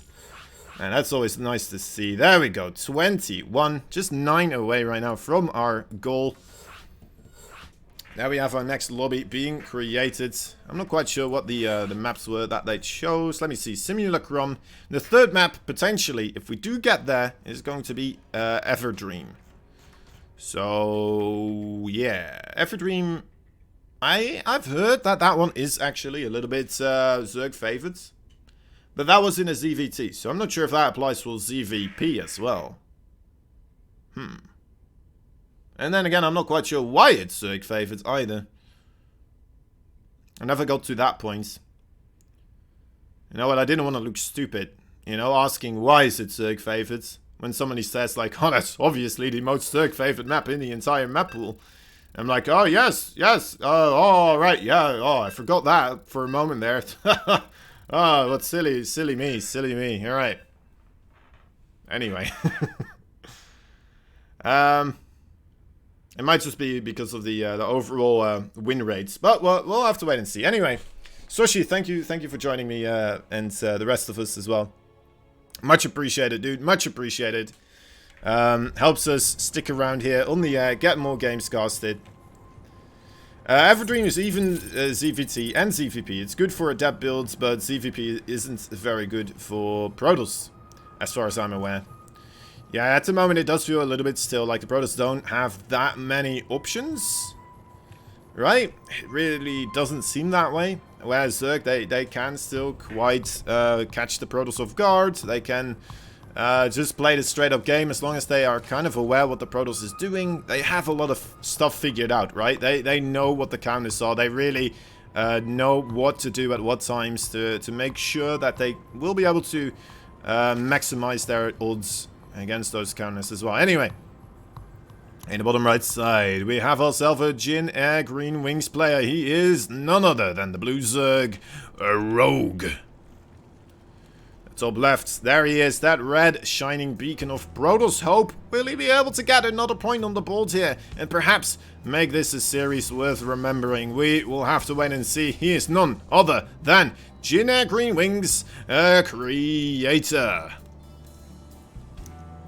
So yeah, the Protoss definitely, they need to, I feel like they want to figure out some other strategies. I'm not sure if just a reiteration of the Adept Glaive builds might be enough. Trying to find a new timing that they can hit, or maybe just even, you know what, having to throw your Zerg opponent off guard, right? Finding or figuring other things out where you will be able to kind of make it seem like you're doing one thing and then suddenly like 3 oracles show up in a mineral lane, or Dark Templars suddenly come into play. Anything like that, right? You need to trick your opponent into making him believe something is happening, and then suddenly something completely different is happening. It's always been the case that Zerg, you can't just let them sit there. You need to do something, right? You need to put on some pressure and force them to make units at some point in the game. Otherwise, they can just drone up like crazy. Grab the entire map before you even got a third rolling and it's saturated, right? And there we have the Twilight Council. Alright. Creep clear is really hard since Ops nerves. So mid game feels good for Zerg and late game even better. Banelings also are a lot stronger with good creep. Yeah, they are. Banelings are great with good creep, of course. Yeah, this is true. But I think, yeah, creep in the late game specifically, right? Very, very strong. Does allow for a lot of vision. Makes it a lot easier to hold back any type of counter aggressions. But yeah, then again, like, we have to remember these players, they've gotten really good at spreading this creep. It's still, I mean, boot up StarCraft, try yourself, spreading as much creep as these pro players. It is, it's impressive, I'll tell you. It is rather impressive. I'm not able to do it. But then again, that's why I'm no pro player, of course, as well, in a way, so.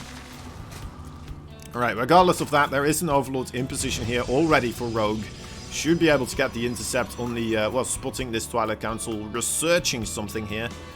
And should be able to figure out what is coming his way. Now, Rogue, the previous time we saw Zaun do this, right, in the previous match, he just knew. He just knew what was coming. He prepped for it, and he did so brilliantly. Just making that couple of initial Zerglings, and then transitioning into the... What's this? Transitioning into the Roaches. One drone here. Okay, he wanted to make a spore, I suppose, and then made workers as well from those larvae before the other workers moved out of the way, and then I think it got blocked that way. But anyway, if you want to figure that one out for certain, go check out the replay package. And you'll be able to get yourself some replays, guys. For $10, you get all 7 days of StarCraft 2. Yes, we're only in day number 3, but you know what? It's going to give you some nice StarCraft 2 coming in for oncoming days as well. Alright, Adept Glaives is finished up now. We do have a Roach run on the way. We do have a good amount of links already on the way. 44 drones, 45 actually. Toadsmip, thank you for that follow as well. But yeah, so it definitely looks like, oh my dear lord. Oh, that was just in a nick of time. But 2 Zerglings still able to nibble away at this shield battery. It's gonna have to get cancelled. Zerglings now in the main base here. Gonna delay this push by quite a bit, perhaps, or force a lot of stuff to be warped in where, you know what, you don't want to warp stuff in, or a lot of those probes are just gonna go down. And as you want to do damage to your opponent with this Adept build, he just takes damage himself. Creator in a world of trouble. As Rogue, man, he has a lot of links. Holy moly. You know what? He's at the amount of links. Well, he's making roaches now as well, so I think he's going to be okay, but you need to be careful. If you try to hold this with just pure Ling, that could always backfire quite a bit here. Oi, oi, oi, oi, oi. Links don't do that well against the Adepts, but you know what? Okay, I think, you know, the Adepts were clumped up well enough together to get an alright trade there. Now, there are, of course, the Roaches as well, which is the real problem now for these Adepts.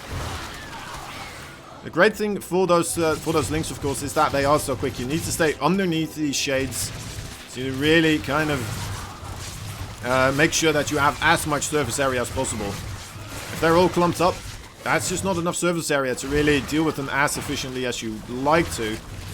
Finally, 2 workers do fall here. Oi, oi, oi. Creator, though, walking up against the wall of Queens and Roaches. Needs to send these Adepts somewhere else while the forces of Rogue are preoccupied elsewhere. He's not doing it just yet. Maybe he's trying to get the Roaches to this side now. I'm a bit confused. Alright, well. Okay, he's just gonna call it GG. And that gives Rogue the 2nd win in a row here. Man. That was not the best of StarCraft 2 days that we've ever had, was it? I liked the TY versus Ro Creator series. That one was okay. That one was pretty good. Sound versus Creator, probably as well. One of the better ones we had. But yeah, TY and Rogue. Just knowing what to do against those other people. TY as well, knowing exactly what to do against Rogue there. Slapping that one down. So that was kind of the real match that most of us were waiting for and hoping the best games out of. TY just too much of a beast though in that best of 3. Maybe if it was the best of 7 or a best of 9. Maybe that would have been something else, but geez Louise. Rogue, what a beast, what a beast. So that means we're gonna move onwards with Rogue and TY to the next bracket stage. And yeah. That means we have right now waiting in the next groups. We have Dream, Innovation, Zest, Scarlet, and from today's group TY and Rogue moving on. Then the last 2 players for the second group stage will be decided in the final group, which is in 2 days on Sunday actually. It will be a little bit, let me check actually. Yeah, it's going to be in the early morning, 10 p.m. CEST, so that's Central Europe summertime. Go check the Liquipedia, go check the bracket as well. You will see the next group coming up as well. It's in 2 days. It starts, well, I could say it starts 4 hours earlier than we started today, right? So maybe that's a good way to do it. 10 a.m. Yeah, exactly. So there we will have Solar, Cure, Hurricane, and Estrella duking it out for those final 2 spots that are available to continue onwards in, well, as I said, Group Stage 2. Anyway, guys, that is it for the games today, unfortunately. I want to give one last shout out. If you haven't already, check out the Matcherino page. Please, it helps us out a lot. It improves the prize pool by quite a bit. And it would be very much appreciated. Alright, guys? I hope you can help us out with that one. Alright. Alright. Miguel already deciding who we're gonna raid here. Very nice, very nice. Okay, well, that leaves not much else for me to say, guys. Thank you for joining. Thank you for hanging out. And we'll see you next time. Have a good one. Bye-bye. I love you too. Love your faces. Everything is wonderful. Alright? Some bad StarCraft 2 today, but that's okay. Alright, bye-bye. Bye-bye.